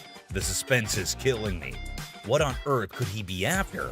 Brace yourselves, because this one's about to blow your mind. So a guy comes in asking to tattoo their logo and get paid for it? Now, I won't sugarcoat it. This idea might come off as a tad bit idiotic, but hey, different strokes for different folks, am I right? I don't think that this guy was thinking through this. My dad wouldn't get it done, so why the would this guy get it done? Guess what? Ashley ain't exactly blown away by this whole thing and finds it pretty dumb if you ask me.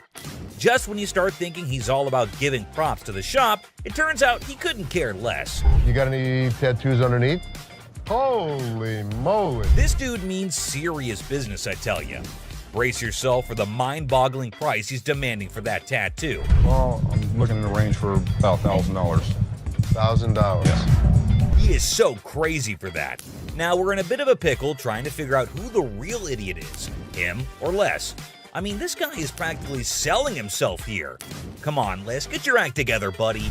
He's gonna have a new tattoo. Wait, you wear a shirt, so you'd be covering it up. No, I wouldn't be covering up. I'd walk around. But here's the moment of truth.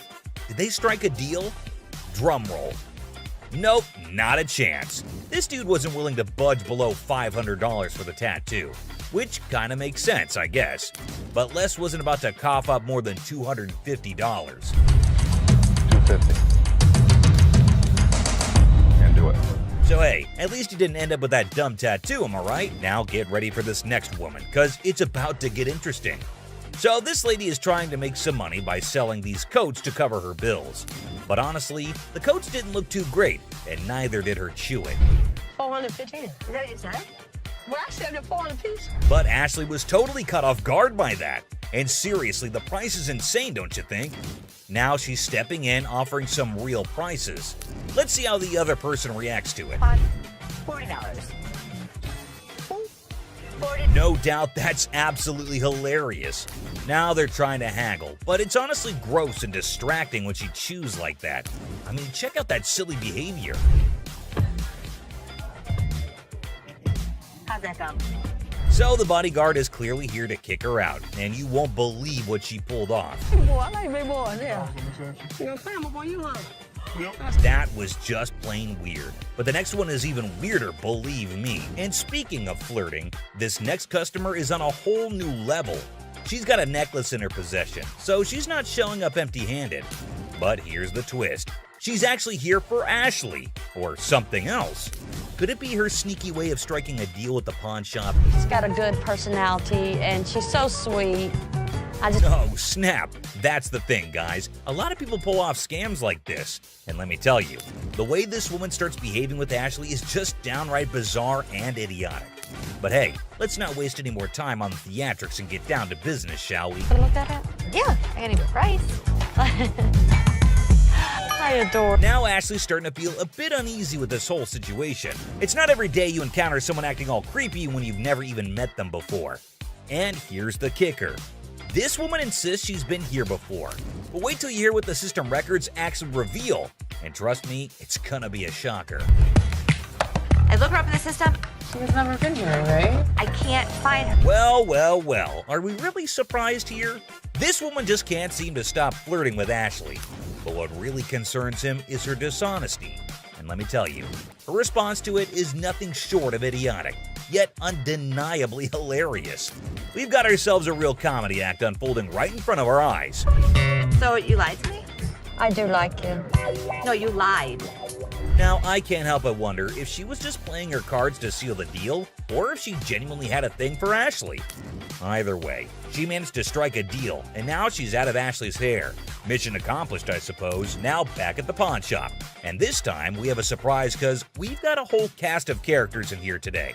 Check out this lady starting off all cheerful and friendly, saying hi to the folks at the front desk. But out of nowhere, she does a complete 180 and turns ice cold. What's her deal? But guess what? The computer ain't lying, my friends. The receptionist straight up told her that her precious ring is nowhere to be found. And you know what? It's on her. If she really cared about that ring, she should have shown up way sooner to claim it, but she didn't, so tough luck, I guess. She should have just remembered where she left her stuff, but no. Instead, she's going off like some chatty old grandma, non-stop yapping about it. Oh boy, we've got a real character on our hands here. This lady just won't accept any responsibility, I tell ya. Hey lady, newsflash. It's your job to remember, not his. This is where she's really taking the cake and acting like a complete idiot. And get this, she starts pointing fingers at poor Les, blaming him for this whole mix-up. I gotta say, it's giving me secondhand embarrassment. Just look at the unending drama. Sorry that your grandma's ring exceeded its time limit. You made the mistake and did. But what we've got next will blow your mind. So it's just another day dealing with annoyed customers. This lady was supposedly waiting for 2 hours, or so she said. But man, isn't she a little too aggressive? Oh, you don't ignore me. Can I get some help? Now Ashley jumps in to handle the situation, but this lady won't even let Ashley speak for a single minute. Such a big mouth. You need some better help up in here. I've been standing here going on almost 2 hours. This lady just won't quit shouting, and to be honest, Ashley is so done with it. But you won't believe what this customer does next. It's seriously shocking. Because he told me. Excuse me. Seriously, what kind of lady does that? I get that she's mad, but why resort to getting physical when the manager is talking calmly too? Well, Les totally turned her down because it's just not worth that much. And this lady couldn't handle it, I suppose. You won't believe what she does next. Seriously shocking stuff. This customer walks in claiming she's here to get back the stuff she pawned off. But guess what? Buy. Not pawn. They were buy. Turns out she didn't pawn anything. She straight up sold it off. Man, this lady is clueless. She doesn't have her ticket and she expects someone to help her out? Seth tries to intervene, but it's pointless because this woman just can't grasp the fact that without the ticket, there's nothing anyone can do. If you bring me the ticket, I'd be more than happy to take care of it for you. I need my. Show me the ticket. I don't have my ticket. Now she's all paranoid, thinking people are trying to deceive her, and she's planning to take matters into her own hands. Uh-oh, that can't end well. At this point, it's best to just walk away, lady. Phone call. A little phone I'll call? be up here to handle y'all Who you having? This lady is refusing to leave until her brother shows up to give the pawn shop owners a beating. How messed up is that? Seriously, this woman needs to just shut up. Better be ready. For what? Because my brother's Be gonna ready come up here and to handle do y'all. what? See, I'm up, make me mess with the oh, man. Man. Bro, what is you doing, man? Y'all, man. if you steal something, you're a thief. I mean, look up in the dictionary. That's what it means. Bad parenting. The pawn shop door swings open, and a furious mother charges in like a bull in a china shop, demanding to know if her daughter sold her precious ring here. How you gonna sit here and tell me you told me you brought it here, right? Yeah. It best be here. I don't have it. Now what we gonna do? There's nothing What the I can hell do. we gonna do? Cause I need my Nothing I can do. Don't I just belong to my mother. I want my ring. Not a good impression anyway. To defuse the chaos, Ashley stepped up.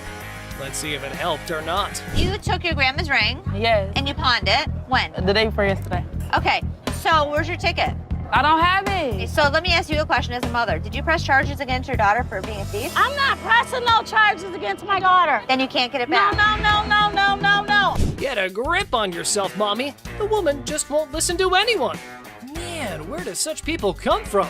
No wonder her daughter's acting the way she is. I came in here to try to resolve the situation. But yeah, you want to figure it out. Hey, get off him. You better figure out some way to get your mom's ring back. Watch when I get your ass home. Now see, now you got labeled as a thief. Coin thief. Ooh, there's a new player in the game. This fella's got a quarter that supposedly belonged to JFK when he got the axe. And guess who he's trying to sell it to? Les, of all people. This should be interesting. Hey, the second person to touch it, man. You see this, man? Who was the first? JFK, man. JFK. Hell yeah, I'm trying to get $30,000 for it, man. Really? Our friend here needs to know that he's trying to close a deal with the boss. Yup, the big cheese himself. You know what that means? He better have some answers ready. I don't think this guy even knows who the president is today. What year did they put Lincoln on the quarter? 67. Who's on a penny? Bill Clinton, whatever his damn name is. Well, he means you'll have to take your business elsewhere if you want to avoid glitter and dancing. But anyway, this punk got mad, and here's what happened next. Want to go out for the pass? Please. Man, Follow him out. Much, man. Man. Oh, you forgot to ask you. Let's go. See how Mo made me mess with the oh, man. What? Bro, what is you doing, man? Yo, man. Pink coat. The woman swaggers into the pawn shop, yelling that the pink coat is hers. Guess who she encounters for the argument? That's right, it's Les. Well, oh no, she's done it now. What could happen to her after upsetting the big dog? Let's find out. What would you do if a man strolls into your shop with a massive bag? Obviously, you can't wait to find out what's in there. This is what this sneaky guy did. Man, this is my bag. okay. What's in it? Tell me what that means, because maybe I don't understand what you're talking about. Looks like the man had a top secret mission with this bag. He didn't let anyone unzip it. In my opinion, he's a freak. See for yourself how the whole scenario went down. You can't bring in a big bag into a business and not expect to have it searched. What the hell? Oh my God. My man, oh my God. What the hell? Wow, that was unexpected. I can't believe what just happened. I might need a moment to process this. It's not something any of us were prepared for. So I'm just gonna let things lie. If I see anything on the news, I'll report that he was here. I saw that motherfucker. For all I know, there's a half-naked man in a gold G-string running around the streets of Detroit. Holy Pregnancy deal. A pregnant mom walks into a pawn shop, excited to purchase a wooden horse for her unborn baby. I was just here last week, and I seen this horse that y'all had, and I really want it. I didn't have the money last week. For sure. You saw it? Where is it?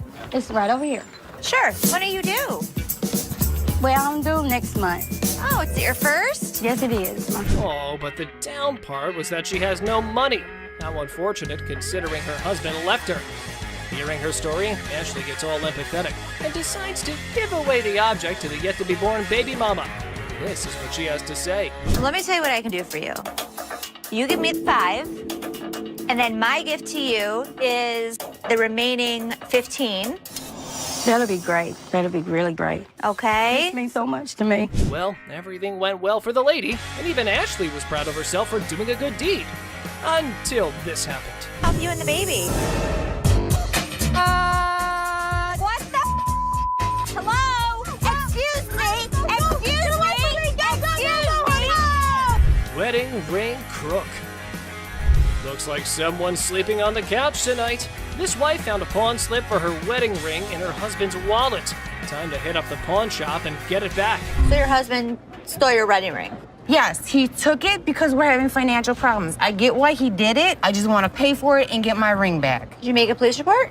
No, I didn't make a police report. The hell am I going to make a police report for? The angry wife missed the no ticket, no service memo. Ashley can only work with what she's got, lady. Don't shoot the messenger. Let me explain to you how this works. First of all, I don't just look up somebody's name and give you their information. I didn't ask you to give me the information. I asked you to look it up. How hard is that? You look it up in the computer, you take it, I pay for it, we leave. It's not that hard. Okay, I know it's not funny, but Ashley's solution was hilarious. Here's how she managed the situation. Nobody saw it coming. Is it Take that hard? your pretty little feet, walk your pretty little legs out of here. You are not. Just go back there and give me my How hard is that? You can't just go back there and type in a name? It's time to go. The only person you should be threatening is your husband. Invisible friend.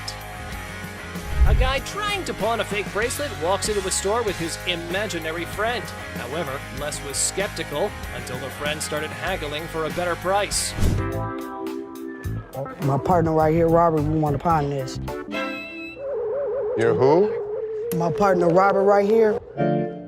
Here's a person talking to an invisible friend, but I didn't see him. Well, well, well. Robert, the imaginary friend, needs a reality check. Maybe this dude should stick to playing pretend more believably. After all, the pawnbroker here is no fool. Robert, tell him, Robert, tell him. This is worth $200. It was a stainless steel bracelet that we don't sell here for $10. There was no way he was gonna get anything. However, his get-rich-quick scheme wasn't so quick after all. The customer's face fell faster than a lead balloon. This is how we reacted to the situation. And he talking about he can't give me nothing for this. What the is that? No, come on, let's go to the outside. I gotta look at it a little bit more better. All right. I ain't leaving. I'm not leaving, man, until I get some money. I'm not leaving, man. That man, let me go. Stolen telly. This lady's ex-boyfriend pawns her TV for some quick cash. With determination, she enters the pawn shop and confidently declares, "I'm here to rescue my kidnapped TV." I need to get my stuff, my 2 TVs. I need your ID or the ticket. I don't have no ticket or no ID. My stuff was stolen and pawned from my boyfriend. We need him or the tickets. What you need him for? He ain't even nowhere around. Ah, the policy police strike again. No ticket, no claims allowed. And in a spectacular display of logic defiance, here's how she responded to the situation. Listen, don't land on my window! Bitch! What, if I'm gonna have to get ratchet? You don't pound on my window! Yes, I can! No, you can't! Oh boy, it seems like someone stirred the hornet's nest. But fear not, Ashley swiftly shut down those threats like a master conductor. Lesson learned, universe. Okay. Oh, please. Bye. See ya. No. You're crazy. Yeah, I am crazy, and I'll show you crazy. No password. Oh boy, trying to pawn that laptop at the store, but conveniently forgetting your password? Suspicious much? Brace yourself for some dose of skeptical boss lady. You forgot the password. Yeah. How do you forget when's the last time you used this? About a month ago. You forgot your password? Yeah. Try again. She didn't know how to get into this computer. She didn't know the password. She didn't know the username. Oh, so you didn't just find this laptop aimlessly wandering around in the wilderness and thought, hey, I should take this. I'm sure the lady was adamant that it's my laptop. How much did you want to get on this today? At least 165. How's 125 for you? No, I'm sorry, I can't do that. I need at least 165. I mean, I can't do 125. All right, I can do 150, and that's what I can do. Okay, can you do 165 or not? Blink of an eye, the laptop lady became wild and crazy. Her responses and shouts made everyone wonder if she was off her rocker. I am a grown-ass woman. You're not acting flat like out. one. Like I said, I am a grown-ass woman. You're not acting like I'm not one. gonna sit here and argue with you. Like I said, I can take my business